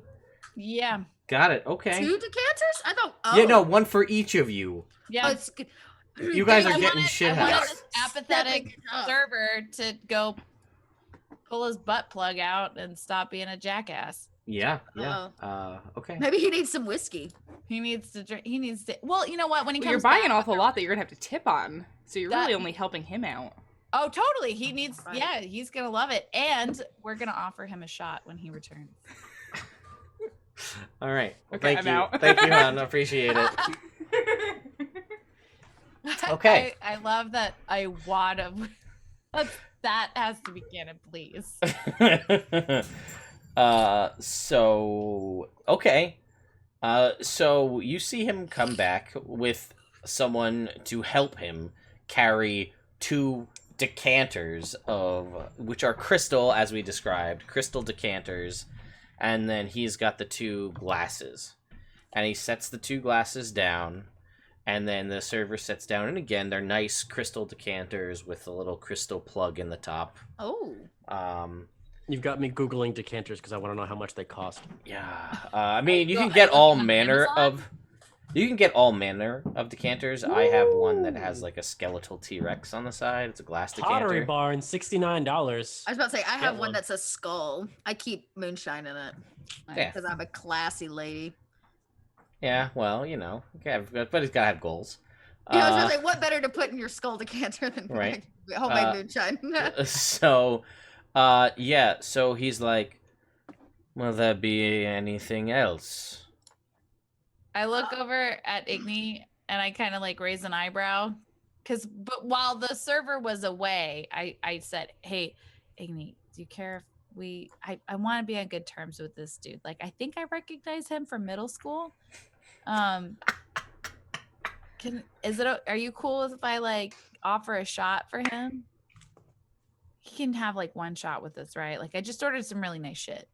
It seems kind of weird. No. The mustache be on flip date is the with me. best. And then We're- to offer him our drinks. Yeah, no. He'll take like just try. I mean, Does he swing both ways? Because we are male and female. he Wait. might. But like, I think I know this guy. You think he's just going to sit down and have a drink with us when we Yeah, are? yeah. I mean, he kind of has to. Oh, can I give him sass? Yeah. Oh, bring it on. All right. Okay, so So, then he comes I back put and he's my arm around Igni, Yeah. and I'm just like all like sassy as shit, and just like, And then when he comes back, and I'm like, oh, do you mind grabbing a third glass? and he says no, and he walks off and he comes back with another low ball glass because this is whiskey, right? So I give him a very intimidating look. make me an And- intimidation check. I want to I can text Can I try to mirror this? Like we both do it at the same time. So I will tell you what, before you roll, Chelsea, Oh. one of you can have advantage. Who wants to make the intimidation check? I'm gonna make it only because I have the stash. Okay. So you have advantage on the roll as Lilith helps you. Okay, so first one comes out to 15. Okay. Yeah, 15. All right, and he's just like, it's like a little put off, but he's still trying to do his best to keep his like, I'm so much better than this job look. And you guys are giving him eyebrows, and he's like, here's your third glass. Will there be anything else? Yes, good sir. You to take a seat, and I pour a little bit into the glass and hand it to him. And he's like, he rolls his eyes, and he sits down, and he takes the glass. Fuck this asshole. All right. And I'm just like... Yeah. And Do we like, drink? We drink in silence. No, we cheers. We cheers to like, cheers to your art show exhibit. Oh, yes, my creative endeavors have become fruitful. Yeah. And to world-class service. And then like clink to... And then he's like, congratulations on your art show. And you can't actually tell if he's just being a snarky bastard or that's literally just how he talks. He just you can't tell. It could be just his accent and the way he is, and you also get the feeling just looking at him that he probably likes it that way. I lean in and I go, you are, how you say, perfect male form. I would like to paint you. And he's like, does it pay? How much does it pay? It pays in exposure. And he's like, oh, a joke. Oh, no, I'm, do you know who I am? I am very famous artist. He's very famous. This is my muse. I would... yes. And he's like, what is your name? Perhaps I have seen some of your paintings around the galleries here in Waterdeep. Oh, you wouldn't know my first time in Waterdeep. I met him in Yartar. You should see some of his sculptures. You probably couldn't. You wouldn't know my immediate influences. Well, I mean, you did just say you have an art gallery opening. You just said cheers to that, so I'd love to go visit it. Oh, of course. Would you? I mean, yes, especially if I'm going to be featured, as he wants to paint me. That takes time. Takes time. So when would you like to paint me? Tonight.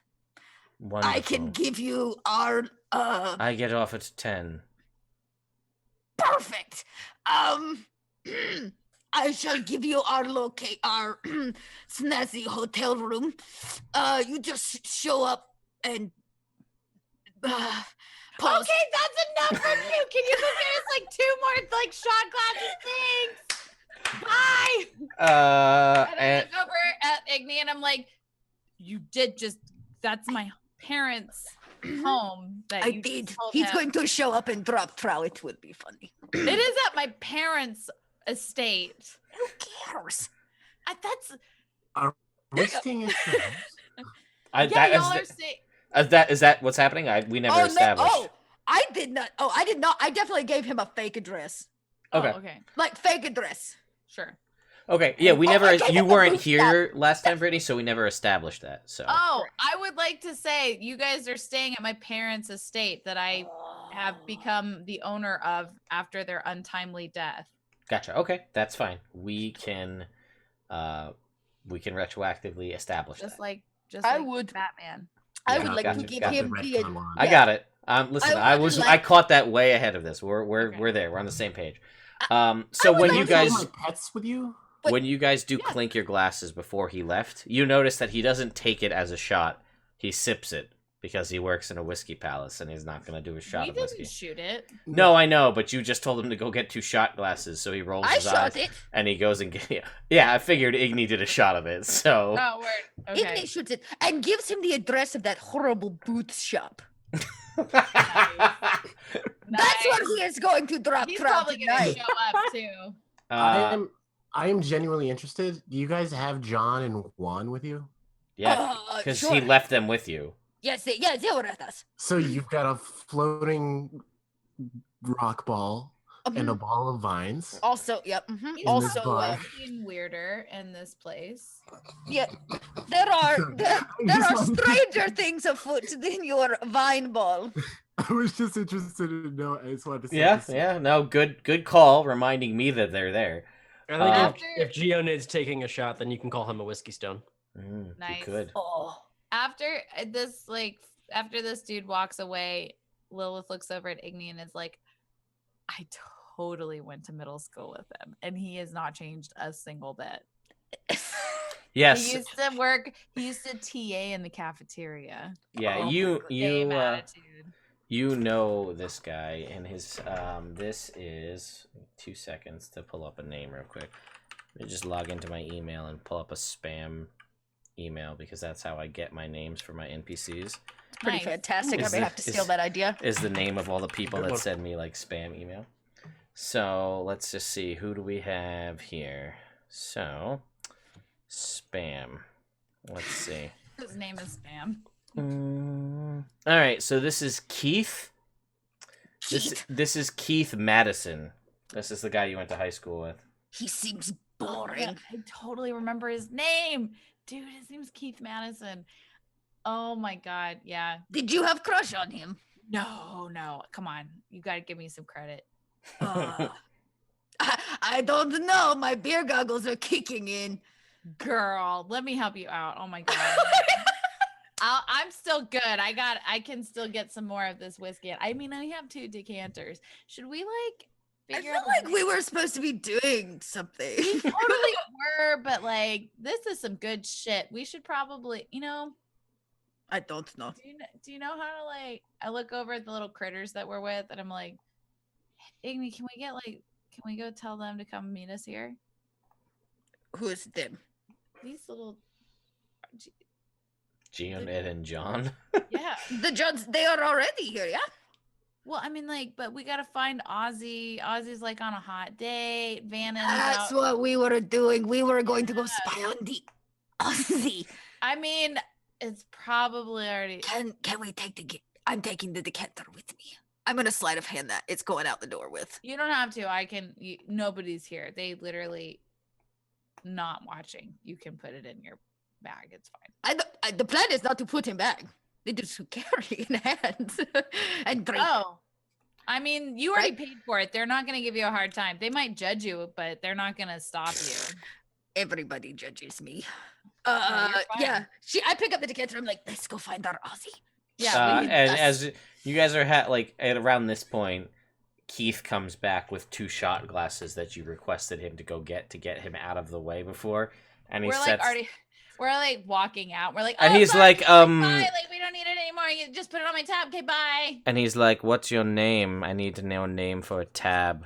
Oh. Or you need to pay. Or It's one of those swanky things where you have a subscription every year. You know what I'm talking about? I do, but lawyers have it. Do you have one? Her parents did. Yes, but does Lilith? Is Lilith now also assuming any potential debt that her parents had for this as well? Because we're going down a road, and I'm not gonna let this slide. So you're not. Fair enough. So I'm the legitimate question, and he's like, "What was the name for the tab?" Oh, she kind of freezes for a second, and she's like, Helder. And he's like, "Hold Lily on." And James Helder. And he's like, "Hold on," and he goes behind the counter, and he pulls out a logbook, and he starts Wait, your parents' names are Lily and James? I don't know. I'm sorry. That was It's good. I think that was a snap decision that we just came up with now because we were talking about Harry Potter. But that's fine. Did I reference something unknowingly? That's Harry Potter's parents. Oh, that's right. You just Into my head. Subconsciously. Yes, Lily and James. Oh my god. Lily and James Helder, who had their daughter Lilith Helder. Yeah, it's canon now. Apparently, guys, this is the theme for tonight. It's canon now And also, you did this. So that is the theme for tonight's game. So we've got, I have to write down Lily and James Helder so I don't forget, because that's Those her are parents' names. And that may come up later. Okay, so that's fine. And he looks it up and he's like, well... And he's like, looking through it, he's like, it seems they haven't paid their bill. Yeah, they've been dead for about 10 years, so what do I owe you? Oh, and She's he's like putting some venom into it. Yeah, and he's like, he just doesn't care because he's whatever. And you can see like for a half a second when he hears it, there's like a very minute dawn of recognition with the last name because you went to middle school with him. So, and he's like, and he starts like tabulating things. He's like, well, yes, an interest, and then as well as 2 crystal decanters of the 20, 2 glasses of the 84, and he's going through and he's writing this all out. Now I have to actually do some math myself. Oh my god, you're absolutely right, Axel. Anytime they run into anybody that, she looks like her mother, except she has her father's eyes. Except I was adopted because I'm celestial. I mean, am I learning this now too? No, that's in my story. Is it? Yeah, honestly... that's in my backstory. Okay. I haven't read it in a while because I realized that they didn't have names either before, and now they do. Didn't. So, that's fine. Alright. So are we settled? I have a big important opening night to attend. Right, and I'll be there tonight for you to paint me. Great. I look forward to it. Can I roll an insight check on him? Yeah, sure. See if he's really coming. Well, just to see if he's he's into you. Because it seems like it. Oh, is he into me? That is different That's a story. 10. Hard to tell. He's pretty standoffish in general. So he might be. He might want the exposure. Maybe he's a nudist, you don't know, an exhibitionist, wants to get painted.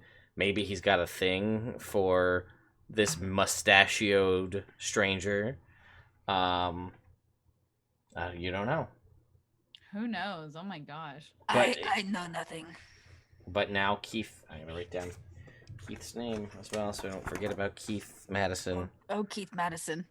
While Lilith is waiting for this total, she's just checking her fingernails, trying to give this air of fuck, I don't actually know what my parents' tab is.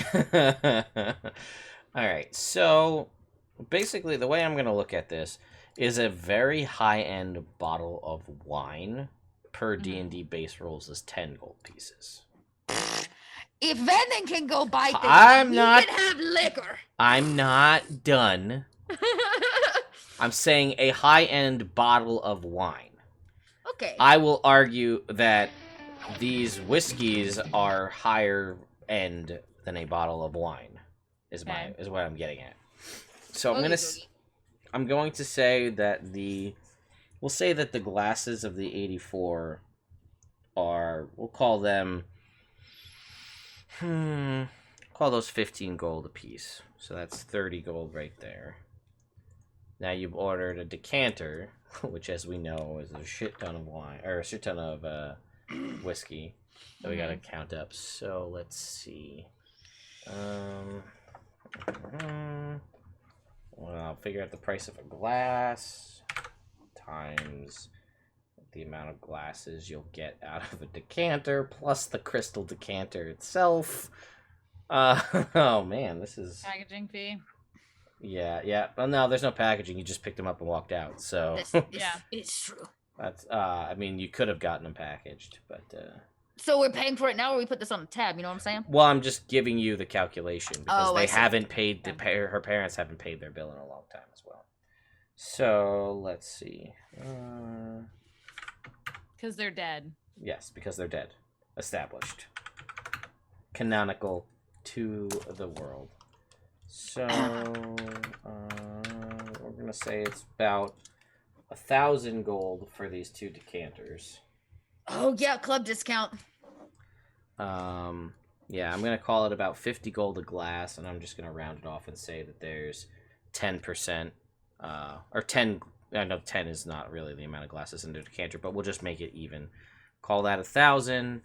And then you got your parents' overdue bill with interest rate for the past 10 years, plus the club discount that we are making me aware of. They signed up for a subscription, you know. They get magazines. I was about to say they have a fucking locker in the back for their cigars. What's up? Yeah. All right. So we're gonna call this all of that combined, with 10 years of interest plus discount plus what you purchased today. Grand total, 5,000 gold pieces. Okay. What is Lilith's?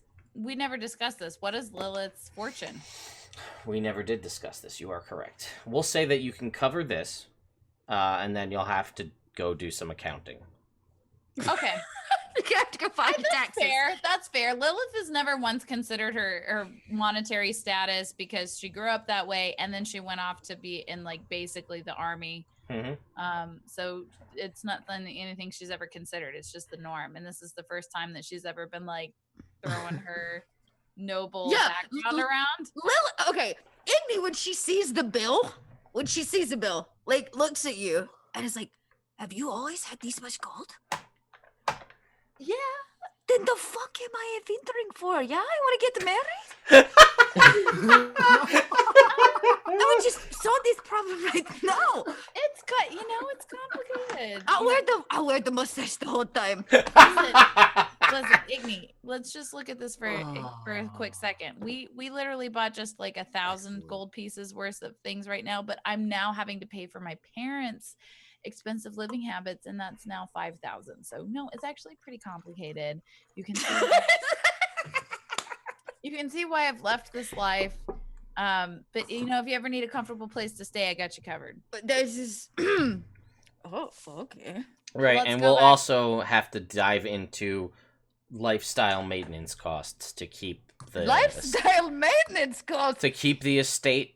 We never discussed this either. Do you have staff? There's one. You got like a butler, maybe? Yeah. Yeah. Oh, you got your own Alfred? You have a butler? Yeah. The hell she's got are an we Alfred doing from trying to fight Batman. elementals? Right. She has Lilith might also be like in an arranged marriage that she's like kind of who knows what's going on with Lilith. Not me, the DM. I don't know. I'm learning it all now. This information neither. There's so many things that She's know like, about. There's a lot of things that she's blocked out of her memory once she left Waterdeep. So she's, it's all coming back. It's all coming back to me now. So she's like, you know what? Let's just go back to the estate and just see if Bossy's there. Let me tell you, the last time I was in Waterdeep, I had no estate, no butler. I was dancing for coins in the street. Yeah, I've come a long way. I hold up my decanter and I take a big old thing and I go, Igni has come long way. You can have my decanter. Here, have both of them. I'm really uncomfortable right now and want to get the fuck out of this dress. Igni, can we please go back? Do I have to take off my mustache? No, leave that on. Okay. I just want to get the fuck out of here. We should go find Ozzy. We have booze to share. Same. Yep, let's go. Okay. So while this is all going down, this whole scenario, Ozzy, you and Vanan have gone back to where you left them. Vanan, where you know that they were doing their dress-up scenario. And they're not there. Vanan, no one's here. Well, I kind of left them with John and Juan.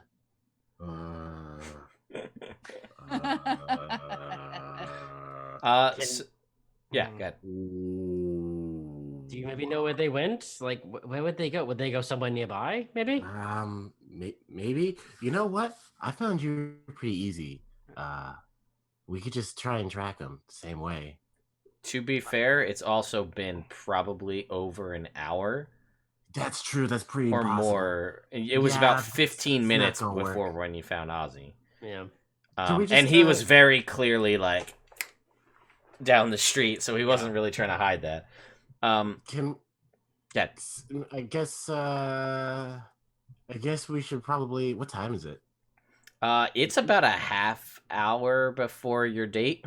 All right, Ozzy, we gotta get you ready for your date. First of all, Don't put the necklace on me. I'm not gonna put the necklace on you. That's not gonna happen. Real quick, Okay. let's go find a shop. You're losing me. Nope. Actually, no. You know what, Ozzy, you're perfect the way you are. We're going to the bar, and you're gonna get laid. This is happening. Well. Okay. Okay. Ozzy, What? Ozzy? Look at me. Look at me. You've killed quite a few monsters. Remember Manticore? Yeah. Yes. Remember the thing with the rainbow feathers? That's on my cloak now. Remember that thing? The Parisian. Yes. Yes, and then also the Ogrogs and so many things. You've been in the face of death, and you've done so many awesome, amazing things. Yes. And that girl is, I think she likes you based on the way she was looking at you. And yeah, no, you can do this. And I take out the dagger from before, and I'll be like, this I took this to give me courage in the past, and I'm gonna give it to you now because you need courage, and you'll be just fine.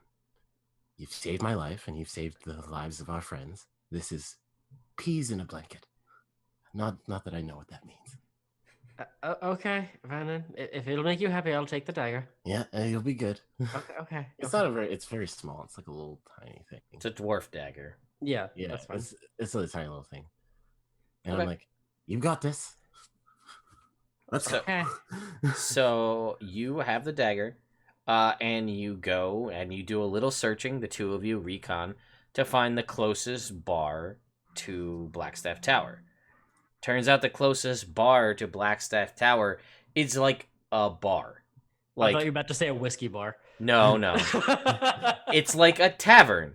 Like, not particularly high end. It's like a bar where, I mean, all over Waterdeep, you've got mixtures of different classes. Some areas have more low class, but, you know, if you're highfalutin up in the tower all day studying books and you're the kind that wants to get out, you may want to just hang out with the regular folk, you know? So this is like a nice tavern, right? Like, it has rooms, and it has a bar, there's a fireplace. It's not really roaring because it's like early spring at this point, and like there's a bard there who's playing a lute, and it's called the library.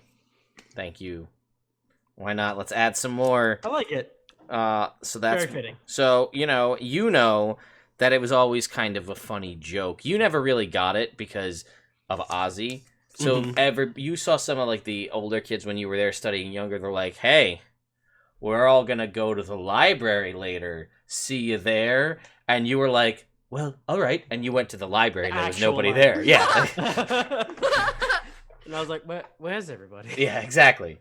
So you now later figuring this, you get it now. Got it. The library. I basically facepalm in front of the bar, like, oh my god. They are playing Wonderwall.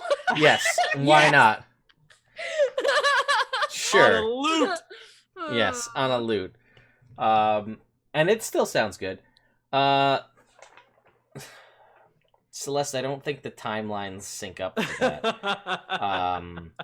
At this point, it's about, I don't know, let's say it's like 7 o'clock. It's like a decent time. Maybe a little bit later. I don't know. I didn't really work out the time. We'll say it's like about 8 o'clock. How about 8 o'clock? It's a good time to meet at a bar. Because you weren't meeting for dinner. You were meeting for drinks. Yeah. We'll call it 8 o'clock.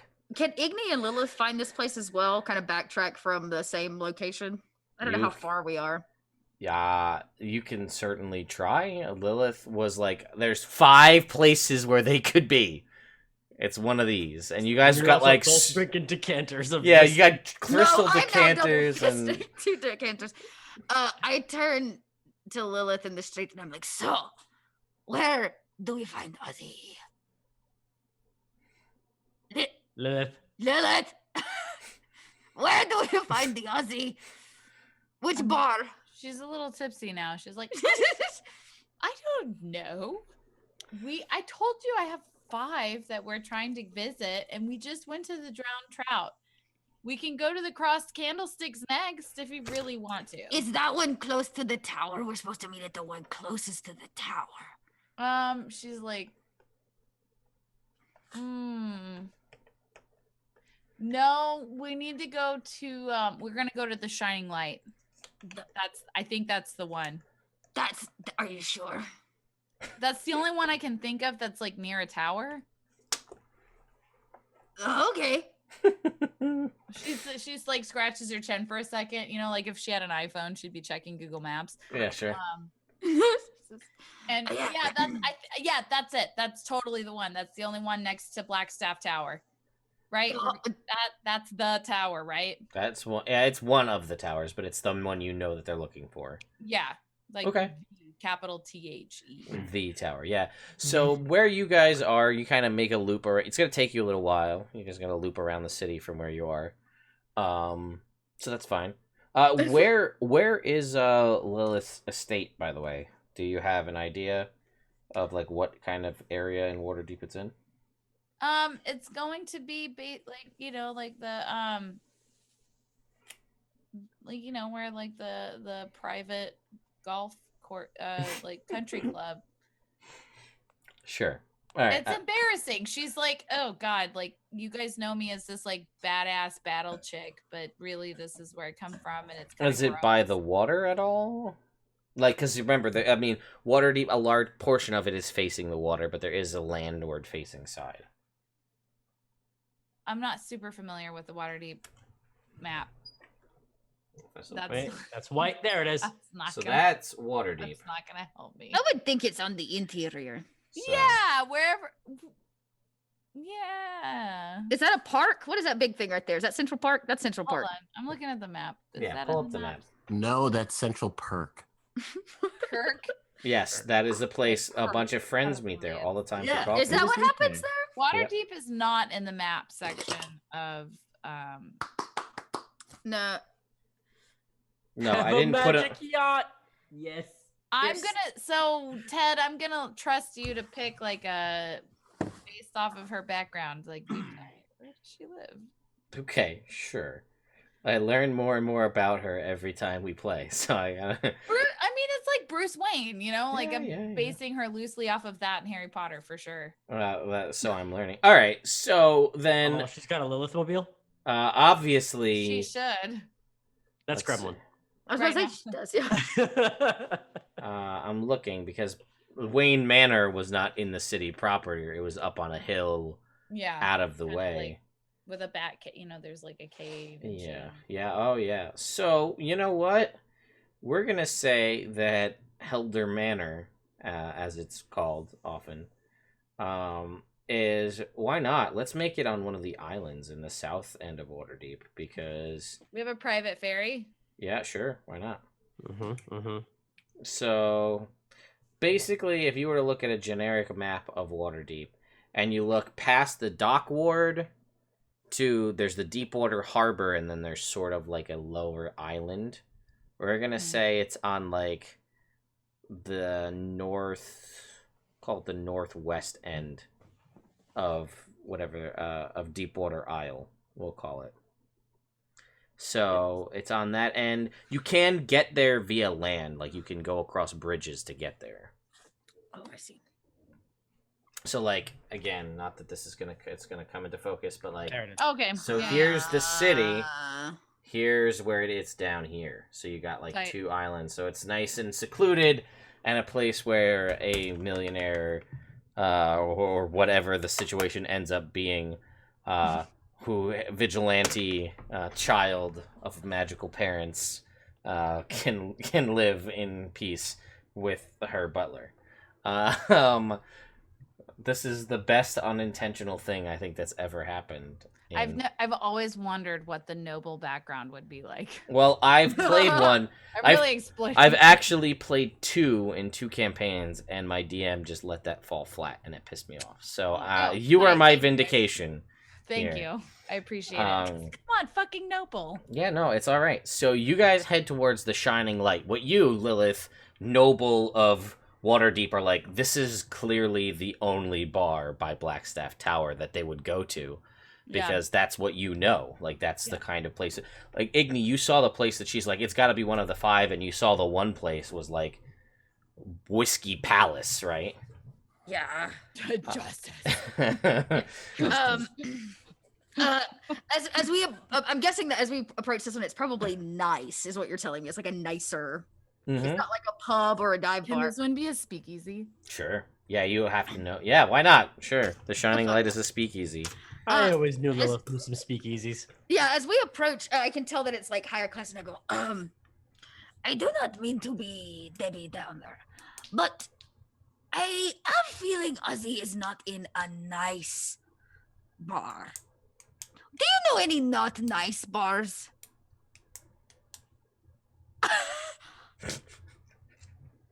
Lilith is thinking about it. This is the bar we're in, right?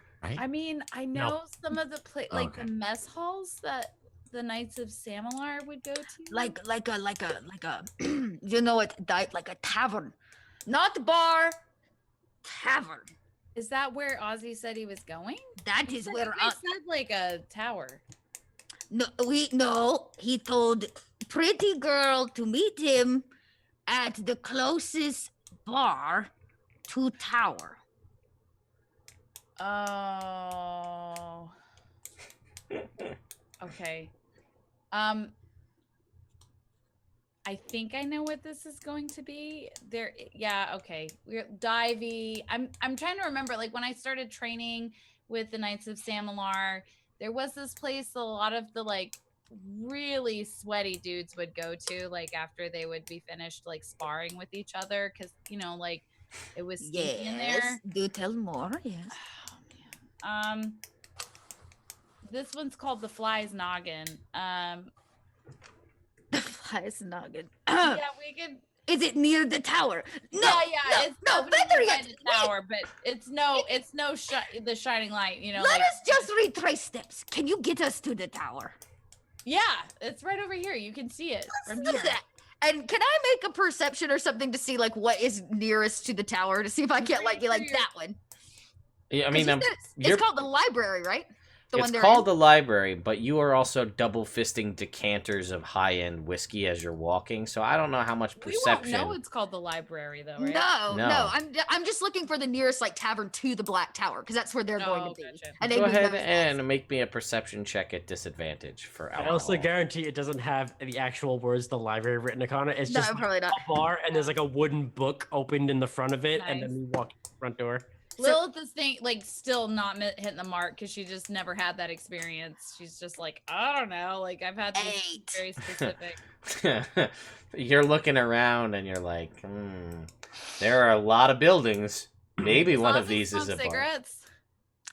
bar. No, his body's a temple, remember? that was... Igni clinks her decanters together. Like, there's cigarettes? Yes. There's tobacco. Yeah, there's pipe weed. You can find there's actually where you guys were. I mean, I don't know if you guys were looking, but there's actually a pretty decent pipe weed shop not too far from the tower. Do you know what Ignatius needs? When you're trying to meet up with friends and nobody really was clear with where you're supposed to meet up, and you just like happen to.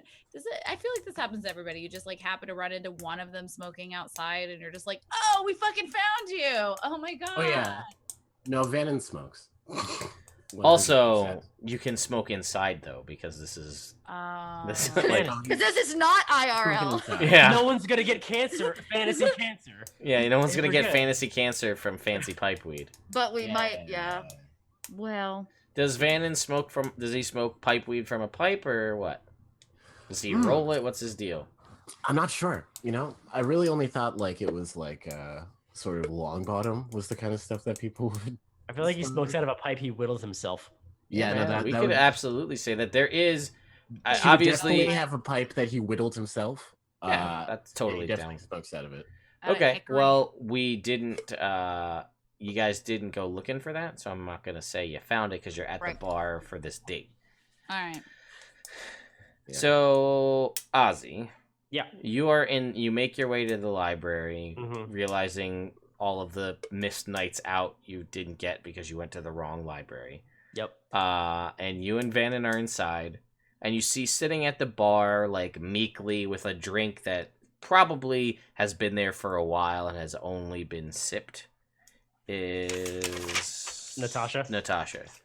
Also, can I just say, in this bar, since it's mostly wizards, nobody's holding a drink because all of their mage hands are holding Absolutely. Absolutely. They're just floating drinks everywhere. And the bard, who's playing Wonderwall on a lute, is... Hang on, let me tell you. This bard is playing a specific instrument, which is... I picture him playing that closing time. Well, you're not there. It's early. It's 9 o'clock. Like, You guys remember those like keyboards that you had to do? Yeah, what are they? Which you like blow in the Blow into the little straw. Yeah, what are and those it's, things called? a melodica? A melodica. A melodica. That's I dated a guy in college that played melodica. Fight. All right, so this instrument is... Okay, this is the one I was looking for. An instrument of illusions. So while playing this instrument, it creates harmless illusory visual effects within a 5-foot radius. 15-foot radius, because this is a bard. Visual effects include luminous musical notes, a spectral dancer, butterflies, and gently falling snow. So this is, if you imagine that, whatever the fuck that instrument is from Futurama. Oh, yeah, the... Yeah. Oh, what is that thing called? I'll get it. I know what you're talking about, Tim. Yeah. I'm on It's the point with flute you. that play like Yeah, shows that the plays images the of images. playing, Yeah. So this lute, as the guy is playing it, is like depicting things in spectral form behind him. And everybody is drinking via mage hand, and she's there quietly. I'm gonna turn to Ozzy. I'm gonna be like, "Hey, bud. All right. So, just be yourself. Okay. So, okay. So just be Holophoner. yourself. I know you're not exactly you're very courageous normally, but for some reason when it comes to this girl you become not courageous. That's kind of why I gave you the dagger. But I realized that kind of doesn't really make any sense without the context. So, I mean, remember that time you guys were asking me around the campfire like, hey Vanan, what's up with that weird stuff that you're all kind of like, and I was like, it's nothing. And you guys were like, we don't believe you. And I was like, I'm going to bed. Well, okay. So like my parents were kind of killed, and I kind of, the dwarf kind of, that killed my parents kind of dropped this dagger, and then I killed that dwarf with the dagger. So it kind of, gave me courage in the moment and then forward on for the next 50 or so years. So here you go. And I push him towards the girl. Best pep talk ever. And I'm like, you're the best. You don't need an amulet to tell you are, because I'm here and I'm telling you you're the best. And I got to go find my pets because I love them. And I'm really scared that they're not okay because they were really drunk and I thought they were going to stay there, but then they left. So I need to go find John and Juan. Vanan, go. It's fine. Yes. I got this. Ozzy, you got this. I got this. And then I walk outside. Okay, and you go out and attempting to find those two. So, Ozzy. I'm just going to walk around this area. Okay. Natasha is there.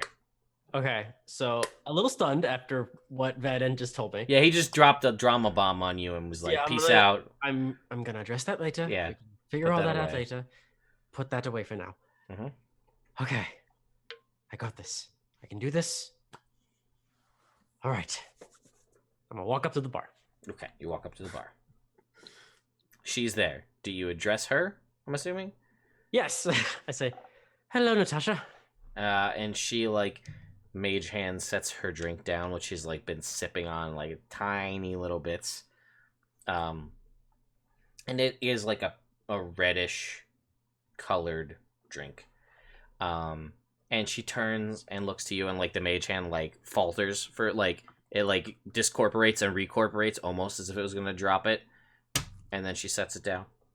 And she says, I got here early. I hope that's okay. Oh no, it's fine. It's fine. Sorry, I'm running a little late. I had a little altercation before getting here. Oh my god, are you okay? Oh no, everything's fine. Everything's fine. Okay, good. So hello. It's been a while since we've actually seen each other. Since I was at Blackstaff Tower. She was other than earlier when you came by. Yes. How have things been? Well, about the usual. Other than that, weird reverberation thing. Yeah. Do you know what that was at all? No, but it was unsettling. But now everyone seems to be pretending like it isn't happening. Even the people at the college. No one's been saying anything. At least not to me. Perhaps it's someone for something a little higher up. Yeah, maybe I'll speak to Blackstaff later about it. But anyway, what have you been up to? What have you been studying? What did we say she was studying last time? She was looking at a book of like witches and why they turn people into toads. Yes, a hag book. Yes. About why hags and hag magic. And she says, well, turns out that hag coven magic is very strange. They use animal bits to call forth magic, and it's it's barbaric, but it's quite intriguing. Well, I personally hope I never run into a hag. And she goes, as do I. Yeah, they sound terrifying. And she'll go on to explain to you how basically, like, hags, when they form a coven, which is 3, no more, no less, they can imbue certain objects. They're very big on talismans and like bones and frog legs and finger bones and children's teeth and things like that. And they can use those to call forth magics that they might not normally have access to. I'm like listening to everything she's saying because like I actually as Ozzy find it fascinating because it's magic related. So yeah, and she goes on to explain that a little bit, and she's like, that's been it's just different than the usual magic that most of us practice or learn. So I was just curious to try to see something different. I have no plans to try any of it, but at least now I know that it's a thing. It's helpful to know at least what you're up against in this world. There's a lot out there that I didn't expect. That is pretty terrifying, to be honest. Like what? Well, currently we are dealing with several different elemental cults that are in existence out in the world. I don't know what to make of them. They're quite weird, and they all stand for something different. And I don't quite get what their purpose is. And she says that does sound unsettling and quite dangerous. Yes, it is. I mean, thankfully I have my party and my friends to help me in situations of dire need. They've been at my back the whole time, and I owe my life to them. And she says, are these the strange ones who arranged this? Yes, they are quite strange, but they are a lovable bunch. That you do get used to them over time. And she's like, well, if as long as there are good allies protecting you and you're protecting them, then I feel there's nothing to really worry about. Of course not. Lilith actually is my mentor of sorts. She's helping me with my research, actually, which is why I left Blackstaff. Are you researching justice? No, I'm not researching justice. I actually created a theory myself. I call it the theory of the elemental spectrum. And she says, it sounds promising. It is, actually. I've learned that at certain pivotal moments within spellcasting, you are able to manipulate a spell to have an alternate effect as to what you would normally have. If you have a fireball, you can transfer a piece of yourself into the spell to turn it into ice or any other form of spell, which is quite interesting, actually. And she seems genuinely interested in this on... probably to a degree interested in you, but also, again, as you've learned from your new lich buddy, This changes the game. Like this is so Decaying. It's all about the decaying. All about the decaying. And it changes, like, and she's also genuinely interested in your research as well. Like, she'd love to see more, and do you have any of it on you, and that kind of stuff. Yeah, no, I'll pull out, like, my book, and I'll start showing her, like, the notes and everything, and, like, it's a wizard bar. There's books all over the place. Yeah, this like, it's mostly, and, like, mostly books, yeah. Start going into the details of, like, what makes my theorem what it is. Which takes a very long time. Yeah, that is. Oh, you guys are there for a while. You actually notice that there is like a mascot of the bar, and it's moving. Like it's like behind the bar is like a row of alcohol and then mostly bookshelves. Like there's not a whole lot of alcohol here. Yeah. It's mostly bookshelves, and there is a creature crawling about the various area, the books and things, and this is the mascot of this area. And since you've never been here, this creature is quite intriguing to you. What is it? Or do I know what it is? It looks like, I guess the best way I could describe it is like a weird animated book, if you will. But it looks like, let's see if this will get into frame. Looks like that. Oh, interesting. Mm-hmm. It's like a little dinosaur. Yep. And you see it just scampering about and like opening up books and then like moving about. I'll ask her, what? Sorry, I've never been here before. What is that? And she says, well, I haven't been here often myself, but that... they say it is the mascot of the library, and it's a thesaurus.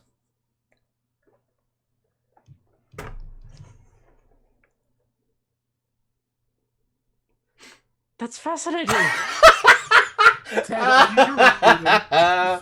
He's reading. That's the greatest thing I've ever heard in my life. And I don't know why I didn't expect it, but it's fascinating. Is it a pet of someone's? The chat is losing it right now, and I love it.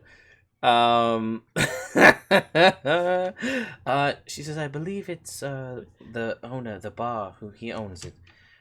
They're apparently quite useful creatures. They know all languages and have means of learning all sorts of things. Oh, I should speak with him myself. I would like to learn how to do that myself, actually. Thank you, time to speak with him. Chat, who actually cares about my joke. Yeah.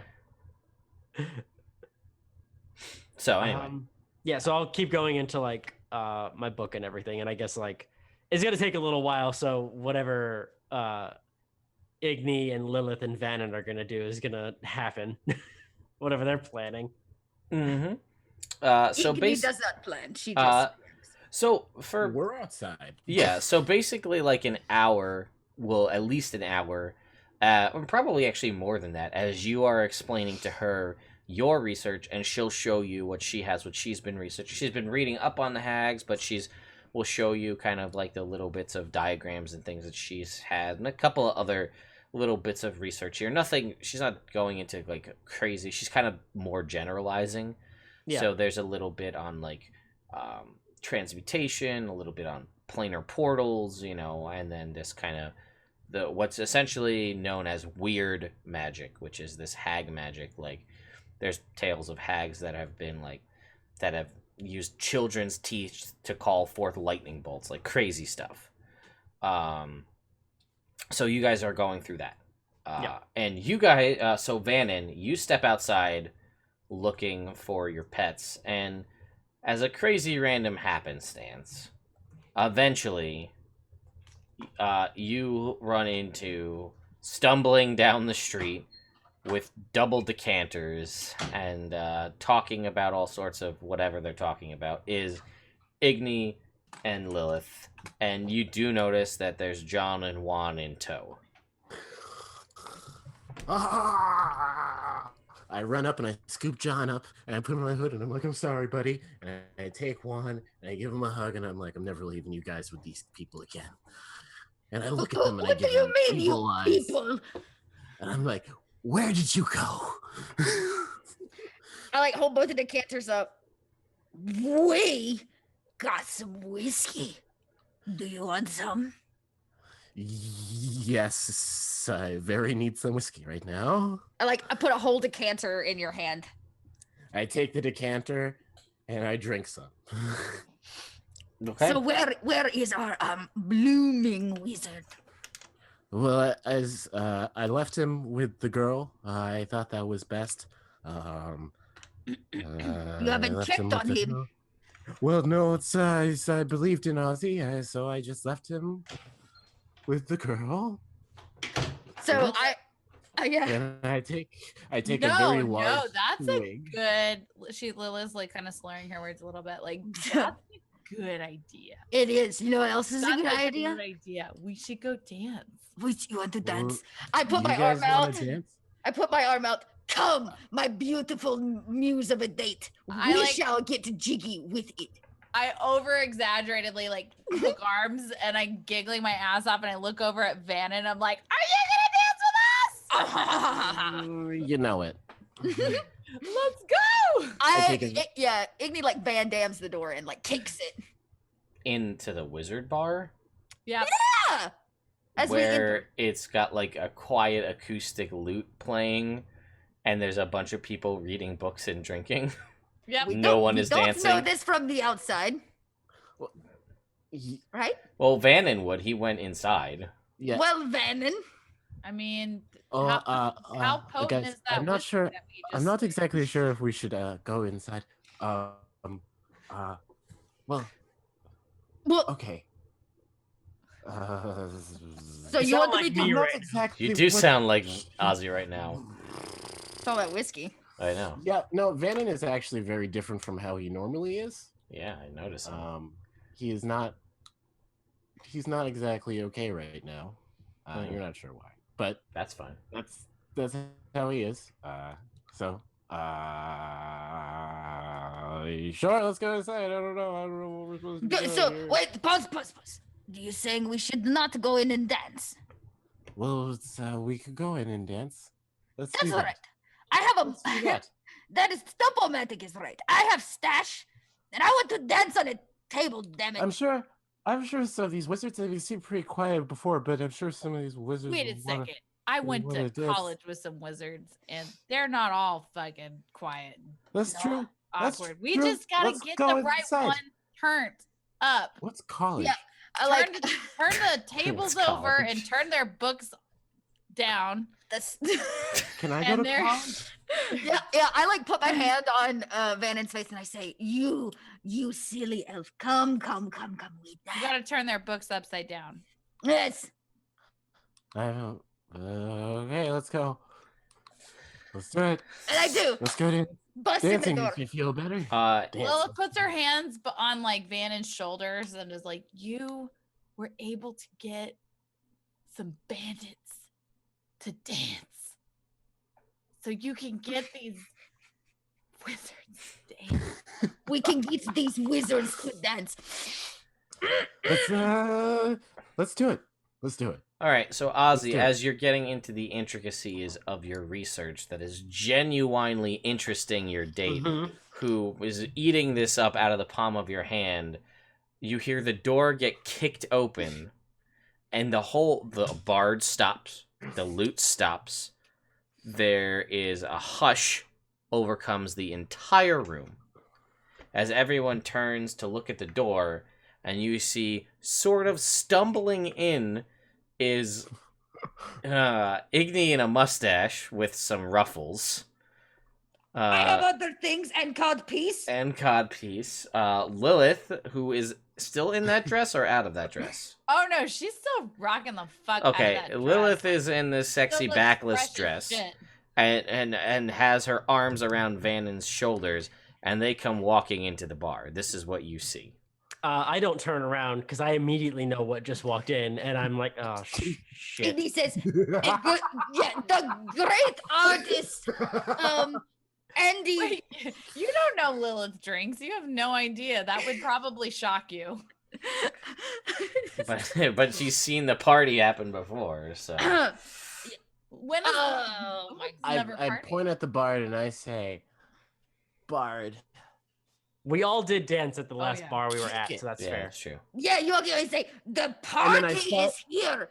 And then I start doing a jig. Oh, yeah, we I could did. do a little jig, and Ooh, I hold both I my join hands you. up for Lily and for Lilith and Yes. Igni. We start that we don't need music to And then dance. like I do a little jig so that the bard knows what kind of beat for a dance to play. Drop a beat, yo. You know what I I mean? want to throw Yeah. I just dropped like $5,000 at the last bar, so Lilith's gonna fish out like 10 gold pieces and kind of flick it over at the musicians and be like, come on, like, can you step it up a bit? So it's one bard playing Oh. a lute Oh. who was playing like an acoustic song, and he like looks at you and he's just like, so Like the shoulder strap like falls gently, you know, like when that happens when you're kind of drunk and you're just like, and he's like, guys, I only know acoustic slow stuff. Like this bar is like we don't. It's and he's like, I'm gonna go over and I'm he's gonna playing pull out my like flute. hands down, but the acoustic version. Like he doesn't know fast paced music. Like he's just that's not his thing. Can I go over the bard like here in this? You can, yeah. Can I go over the bard? I'm gonna be like, follow my lead, and I'm gonna pull out my flute. Oh shit! I walk over and pull out Probably. my finger symbols. Oh my god, this holy is shit, you guys just hijacked the And Tiny then hand. I say, the world is terrible. People die every day. Let's have some fun. okay. Ding. Make me a performance check, Vanan. You're not that drunk, so I'll let you make it straight. Okay. You can do it. Let me see. I have faith in you. Give us the 20. Give us the 20. 17. Okay, so it's pretty good. You're playing now. What kind of? Okay, now tell me this, Vanan, who has a flute that he's never. How does Vanan play his flute? I mean, I'm assuming he figured it out somehow, living in the woods. Well, how does he the elf play? that raised him played a flute. Okay, how did he? And did your elf who raised you play like a traditional flute, or did he play like how did he play? I've got the same flute. It's kind of like upbeat and dancey. It's okay. It's So dance not your like it's dance your Revolutionary trauma War away. soldier playing like we're talking more No, like no, no. jazz flute, I guess. Yeah. No, Yes, I'm talking like rock with you, Michael Jackson. Like Oh. I'm gonna rock Okay, with you. all right. All night. Igni, I'm make me a gonna performance dance you check. into the Oh, okay. sun. For your symbols that are accompanying this. That would be a 25. Okay. So somehow finger symbols go with this flute. Sure. So now the bard's gonna make a performance check to attempt to pick up your beat. And the bard rolls a 3. So he's trying and he no. just can't get it. I am going to take a look around at the people in the bar. They're all like And What- I'm going to see if I can pinpoint the illusion magic people okay. in the bar, like the clique of illusion people. Yeah, sure. We'll say you can with your being a wizard. And I want to go over them and be like, "Hello, you've never met me before, but if you can, perhaps maybe use some minor illusion and add a little beat to help my friends out, please." And they look at it and they're like, well, I guess we could. I'll get you a good name in with Blackstaff if you do. And they're like, all right, it's just like we came here to drink and read books. That's what we do. We drink and we know things.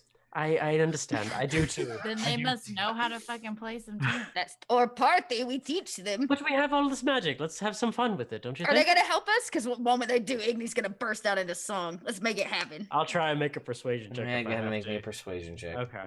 I'll try the best I You can do it. You can do it. That's That's a 5. Oh. And one of I'm them's not like, persuasive. and one of them's just like not like very basic. Like you've got like just a simple like drum beat. It's Oh, so they downbeat. Friday. Yeah. Well, we like started, and Amy goes, "Oh, I know this one. I know this one." All I need is 4 on the Yeah. floor. What and do you do with a drunken sailor? What do you do with a drunken sailor? And he just like bursts out into song. She gets on a table and starts doing a little jig. Yeah. Way up, she rises, ting up, she rises, ting up, she rises.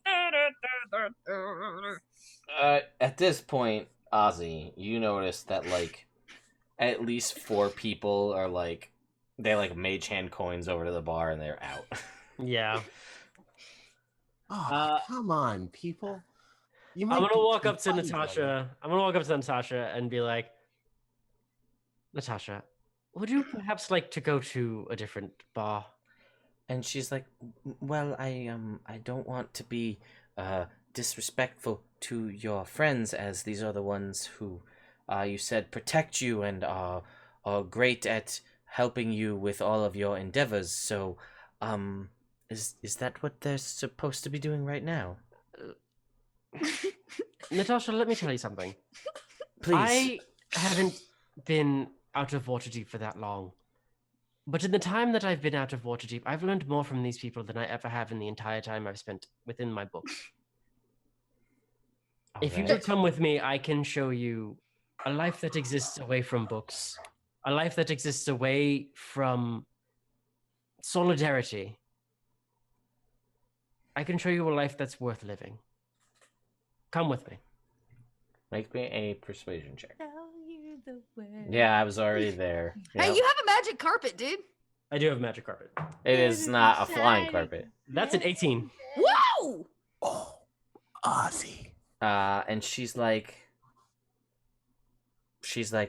well, this is all so sudden. He's like, do you trust me? Do No. you trust me? Get out of here with your Disney shit right now. Let's...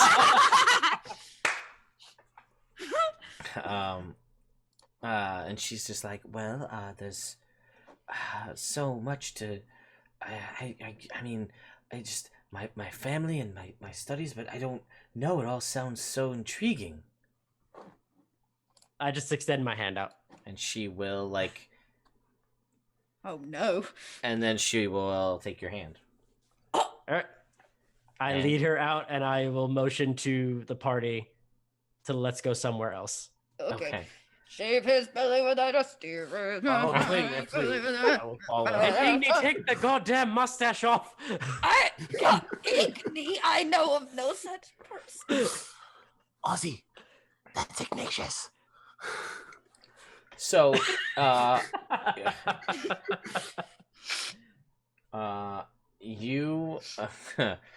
you guys walk out, and you end up walking down the street, and as you're walking out of the street heading towards, you see walking past you heading to a shop or a building somewhere nearby. You see, it's later in the evening now. All of this took some time. It's probably, we'll just round it out and say it's like 10 o'clock at night at this point.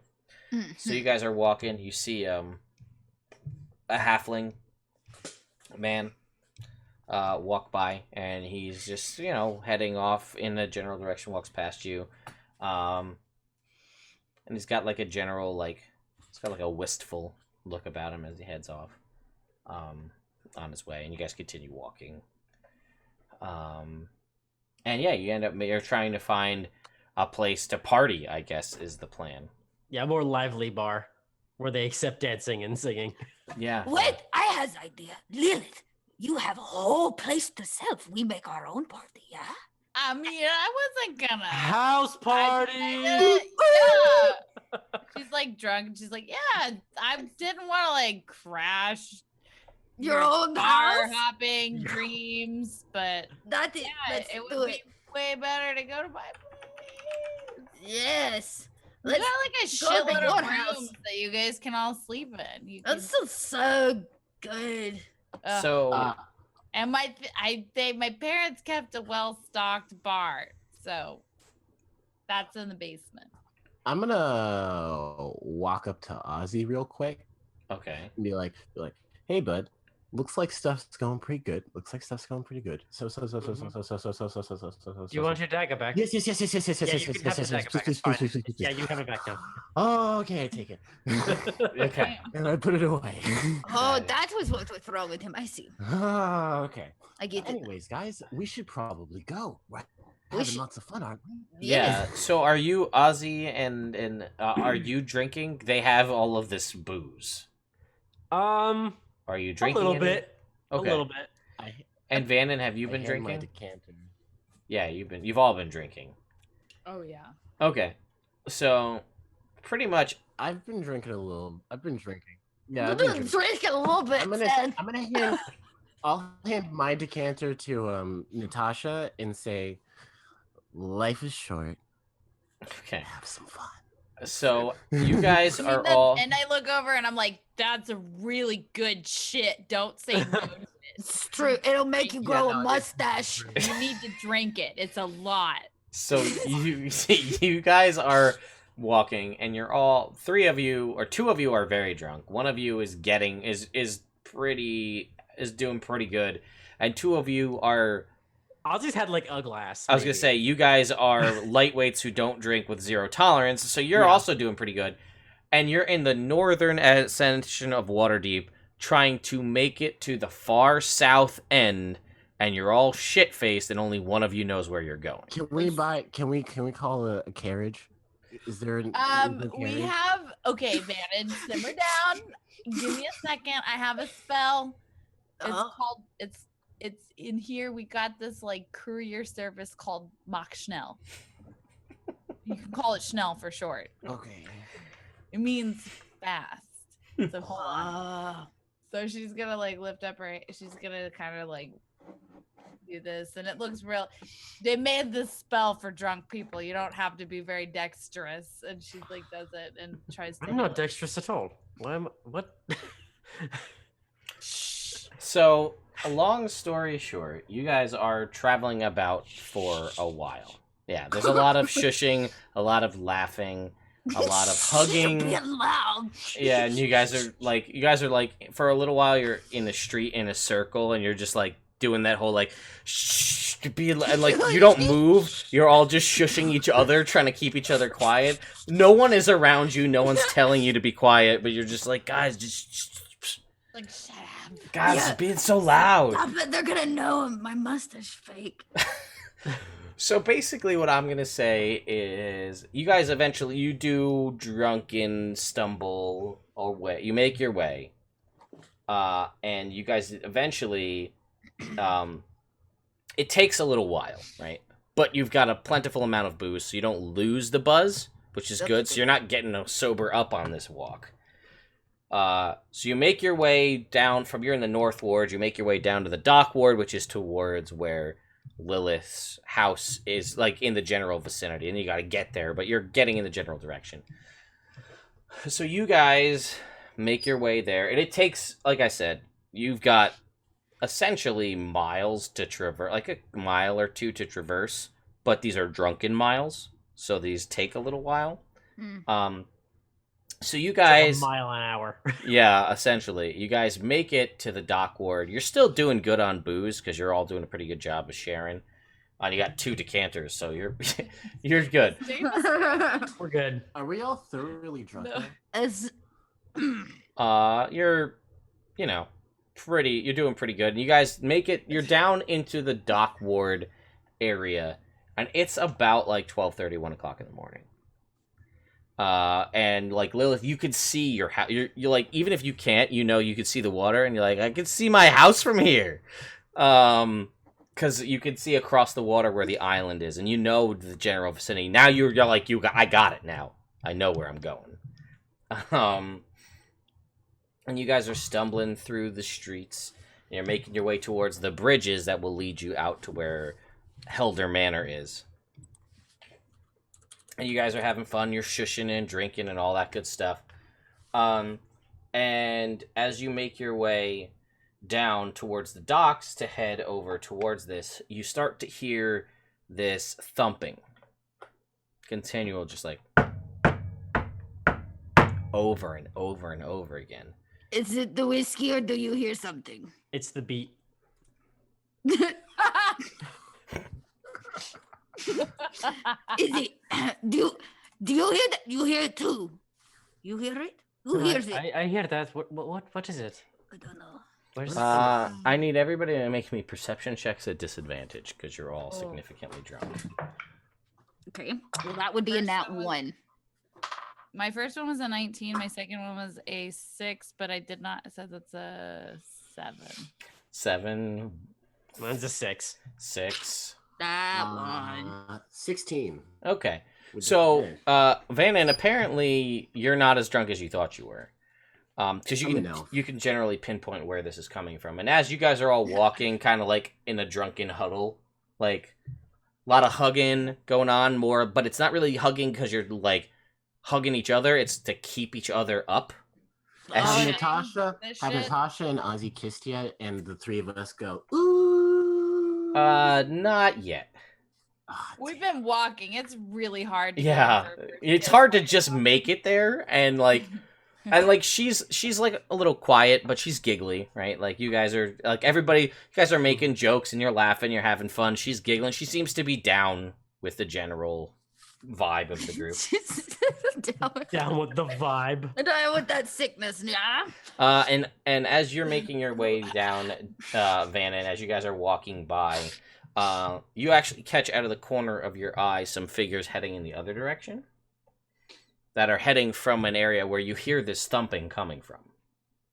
Are we at my house yet? No, you're almost there. You're like at the waterfront, and then you got to get across the bridge. Ferry. Oh, okay. Basically, yeah. This is not on my property, goddamn. But you see walking away 3 figures. You see 2 guys and a girl.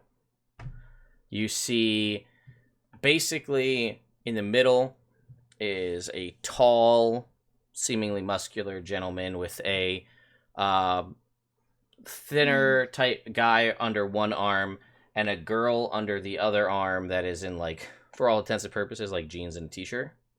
And they're just walking off.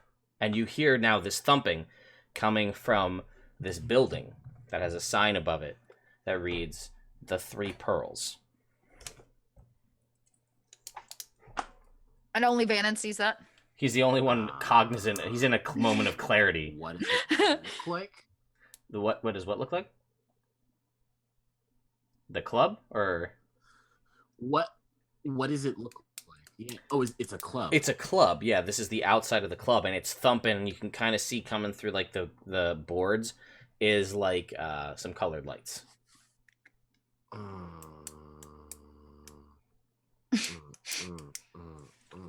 Vanan's deciding whether or not he's tired enough and drunk enough that he just wants to get back to the house, drink a little bit, and go to sleep. Mm-hmm. Or if he wants to send his group of friends into that club. Mm.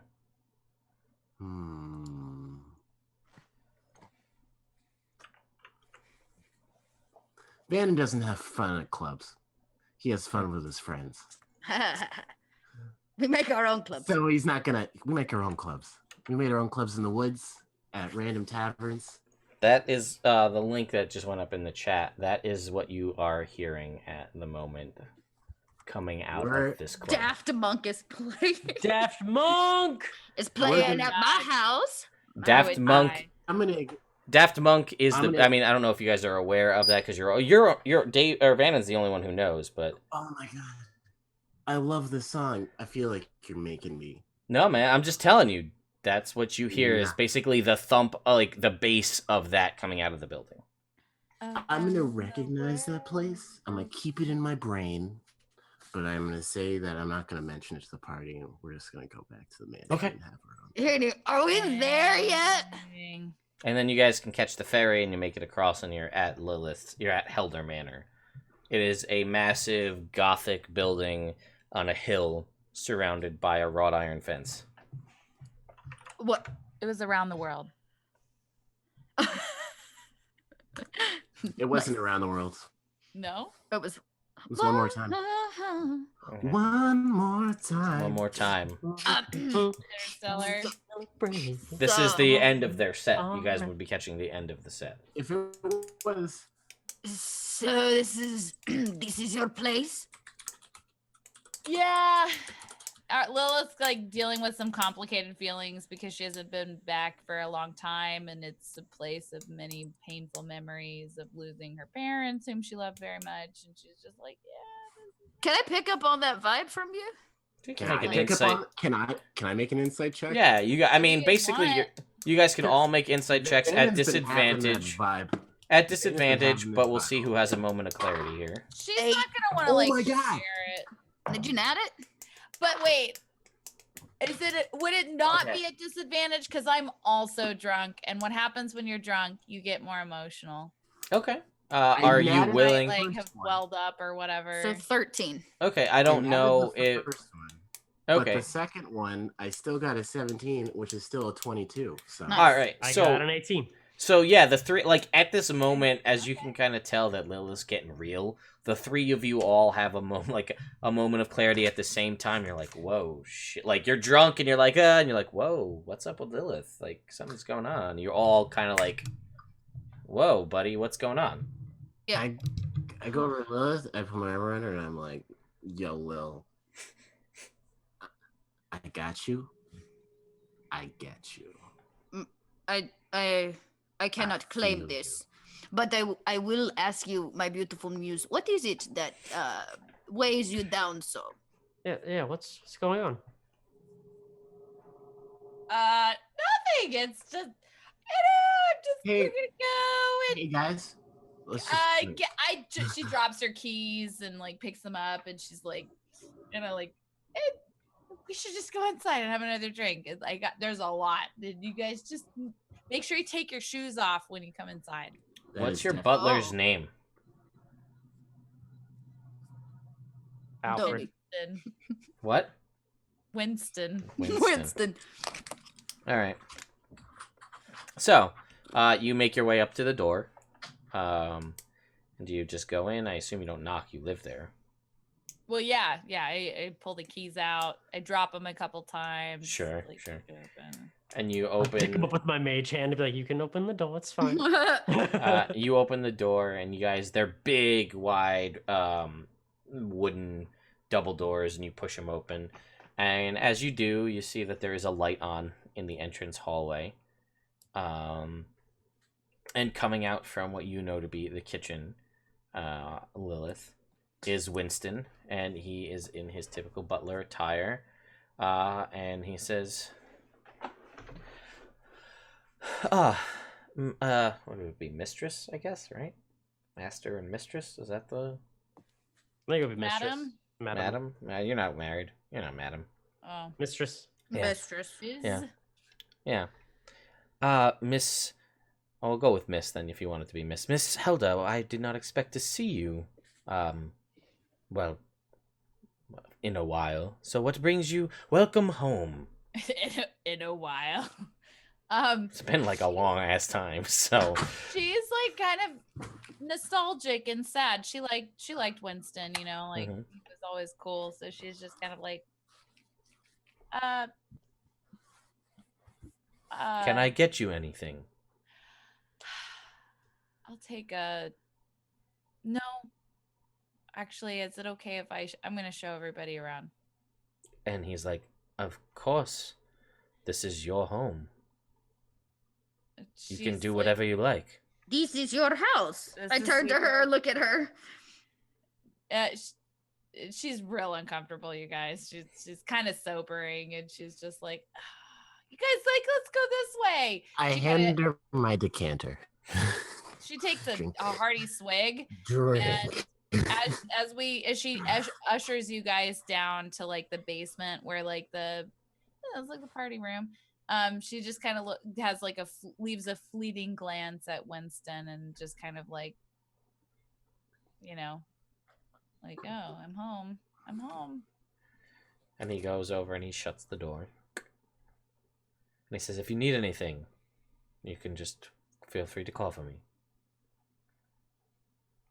I will. and you just then you go out of sight down below into the basement.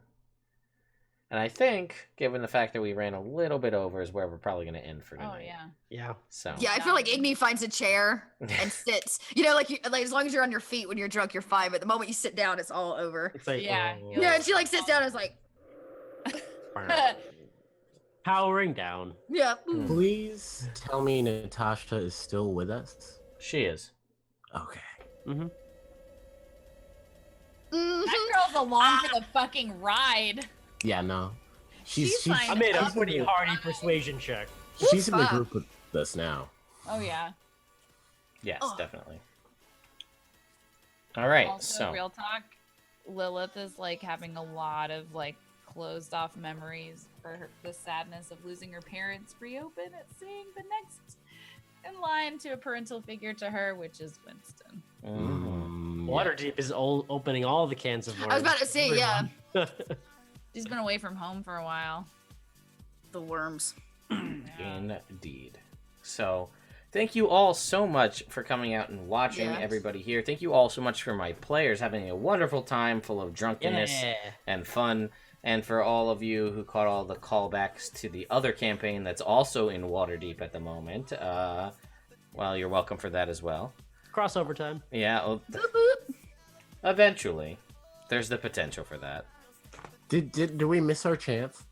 No, you actually walked... You caught Celeste's character going off to have a threesome. That was them walking out of the club. I was wondering. I had a thought. Oh, I Okay. was wondering what that was. I was wondering. Okay. Oh, they were leaving. I thought they were going in the. No, club. they were leaving the club. That's why I was like, maybe we should. Nah, go in there so we could have Leo that sealed the party. deal. He was off to go do that. Oh, and the halfling was the halfling pipeweed salesman that they invited to the bar. They invited every merchant in the city to the bar that they met. They're like, the shopkeeper that sold you the monsters, they invited him to the bar. Like, yep. So anyway, Nice. why don't we go around here? And Brittany, why don't you tell us who you are, where we can find you, and all that good stuff? Well, you guys just witnessed me playing Lilith Helder, the Azamar Paladin, here on Nerd Immersion's Princess of the Apocalypse. I have That to is- make it like. Oh, that's right. We're playing a game. Well, we didn't see any of those cults, so we're just, it was like a total roleplay episode. Sorry. I also play Arnadel Athil on Venture Maidens podcast.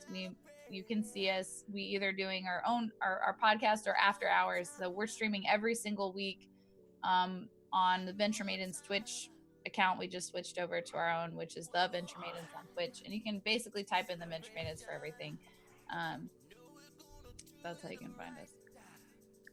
So All right, Chelsea, how about you? I am Chelsea. Most of the time better known as Little Red Dot.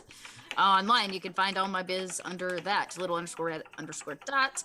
I spend a lot of time on Twitter. I just launched a Discord channel, so you can get that. It's right there on my Twitter account if you want to come talk things with me, mostly D&D and RPG. When I'm not here every other Monday, I have a podcast called North by Northwest. You can check that out every Wednesday. Every Thursday, I DM over on Encounter Roleplay's channel. Every Saturday, you can check me out on Wizards of the Coast channel. We're playing through a homebrew campaign on the Learn by Play game. And right now, I'm currently running through an all-female game of Tomb of Horrors over on the Greyhawks channel for the next 2 Fridays. We're about halfway through that game now. So, yeah, all the D&D, all the time. That's where you can find me, all those places. You got it. All right. Bucky, what about you? I'm Bucky. You watched me play Ozzy today, somehow. You can normally find me in the Sphalic Woods behind me. You can also find me on Twitter at Bucky_Masters. I normally play Vendalar Greymeyer on the Taking Initiative podcast. You can find them on Twitter at TI_pod. We're also part of a group of other podcasts called the Spark Network. You can find us on the Spark.network, and you can find news about our show and all this other stuff. And that's it. We also have a Discord, so if you find our Discord and want to chat with us, you can chat with me pretty much every day. All right. And Vanan. Wow. Davis, what about you? I am Davis. I'm also Vanan. You see me here on this podcast sometimes. Just switch channel, this Nerd Immersion adventure, this elemental evil thingamajig. Yep. but sometimes I also am on this other show called Dank Dungeons. And we're actually doing something a little bit different soon. We might be doing some alternative content, some non-canon content. Interesting. Yeah, we'll see if we can get it to come together. But Lex seems really excited about it, and I'm excited about it. So we'll see how that goes. But apart from that, season 3 is hopefully coming sometime in the next 6 months or so. We just got to figure out a time when we're going to shoot it, but we're really excited to do it. And you can find us on YouTube at Dank Dungeons TV, and then same on Twitter, Dank Dungeons TV. And then on Facebook, we're actually just Dank Dungeons. It's pretty surprising, but we are the dankest of dungeons. Come be dank with us, please. We'll have a lot of fun. Yeah, for sure. Also, thank you to Epic Gaming Party Raid. Unfortunately, you caught us at the end, but hey, there's a very light Daft Punk playing in the background on the stream, so enjoy that. I'll have to probably... Oh, we're getting a raid? Yeah, we're getting a raid and Awesome. a couple of hosts. That's So the they second can... time that's happened. This is... Yeah. So you guys can enjoy one more time on very low loop in the background here. Because I don't know, we'll see what happens. I'll probably get banned on YouTube, but whatever, we'll cut it at the end. So I'm Ted, I run Nerd Immersion, a channel where I play this game every other week. I play Rise of Tiamat the other Mondays. Tuesdays, 3 weeks out of the month is my homebrew campaign. The last week of the month is my evil campaign that I get to play in. Wednesdays, I build characters based on your suggestions. Coming up this Wednesday is Steve Rogers, Captain America. And then, at some point in the near future, Sean is going to be playing Captain America, and Jake is going to be playing the Iron Man, Tony Stark, that I built, and we're going to reenact Civil War and see who wins in a one-on-one fight. So we're going to see how that goes. And I have to build Kim Possible soon for Chelsea, because she asked me to. Helsing HQ, yeah, you guys, unfortunately, thank you guys so much for the raid. We actually would have ended 50 minutes ago, but we ran a little bit over because the party was... 50 minutes ago? Holy shit. Yeah, it's late. It's almost one. Yeah. I didn't even realize. It's because we're having so much fun, guys. That's what happens when you fantasy drink. Happens when you go on a wizard date. That's right. Yeah. So anyway, that's it for me. Be on the lookout for a ton of PAX East content coming out over the next few days. I have so many games to give away, guys. There will be tons of giveaways. Some of these companies I met with were like, here's 10 copies of the game. Give them to your fans. So I have a stack of games to give away. And there are a lot of fun games. One of them is Dungeon Stars. It's a fun side-scrolly dungeon crawler. That's super chill. Maybe Brawlout, which is a Smash Bros. Clone that I won this chair from. A couple other things. So be on the lookout, and make sure you follow me on Twitter at Nerd Immersion, because I'll be posting all the stuff there. And then also some fun stuff to come from some future gaming-related partners of mine. So we might have some cool giveaway stuff going on as well. Does Kim get a Rufus? If I built Ron Stoppable, then I would get a Rufus. But Kim just gets, all of her gadgets, and she's obviously aware. Passive perception. Obviously, she's observant because she is very aware of what the sitch is. But we're getting distracted. Always on that sitch. Yeah. Is she a monk? I don't know. Maybe. Might be. Monk, maybe rogue. There's a lot of sneaking. We'll see. Anyway, guys, thank you so much for watching. And again, you never know what's going to happen in one of my games. Sometimes they go to a Daft Monk party. Next week, if the party's here, next week at the Three Pearls is Scion Maiden to get a little metal action. You don't know what's going to happen. Crazy stuff. Anyway, we should raid somebody else. Yes, we should. Let's find somebody Let's to raid. pass that raid on. I think Saving Throw show is on, and so is... Let's go find somebody else to raid right now. Yeah. Let's go to the Dungeons and Dragons channel here and see who's on. So... Oh, you know what? Let's go raid Thoglor. He's a friend of mine, so we can go throw him a raid. So let's see if I remember. /raid space You did this last time, Ted. You can do it again. I did. Show them love. There And it did that is. work? Yep. Sweet. So we're gonna throw a raid over there to Sogler's channel. So I'm learning this new raid mechanic is awesome, where you can just do that. So, and that is the end of the Daft Punk song that we had looping in the background. So we can close that out. Perfect. So anyway, guys, thank you so much for watching, and we'll see you next time. Bye. Okay, bye. Bye. Don't do anything we wouldn't do.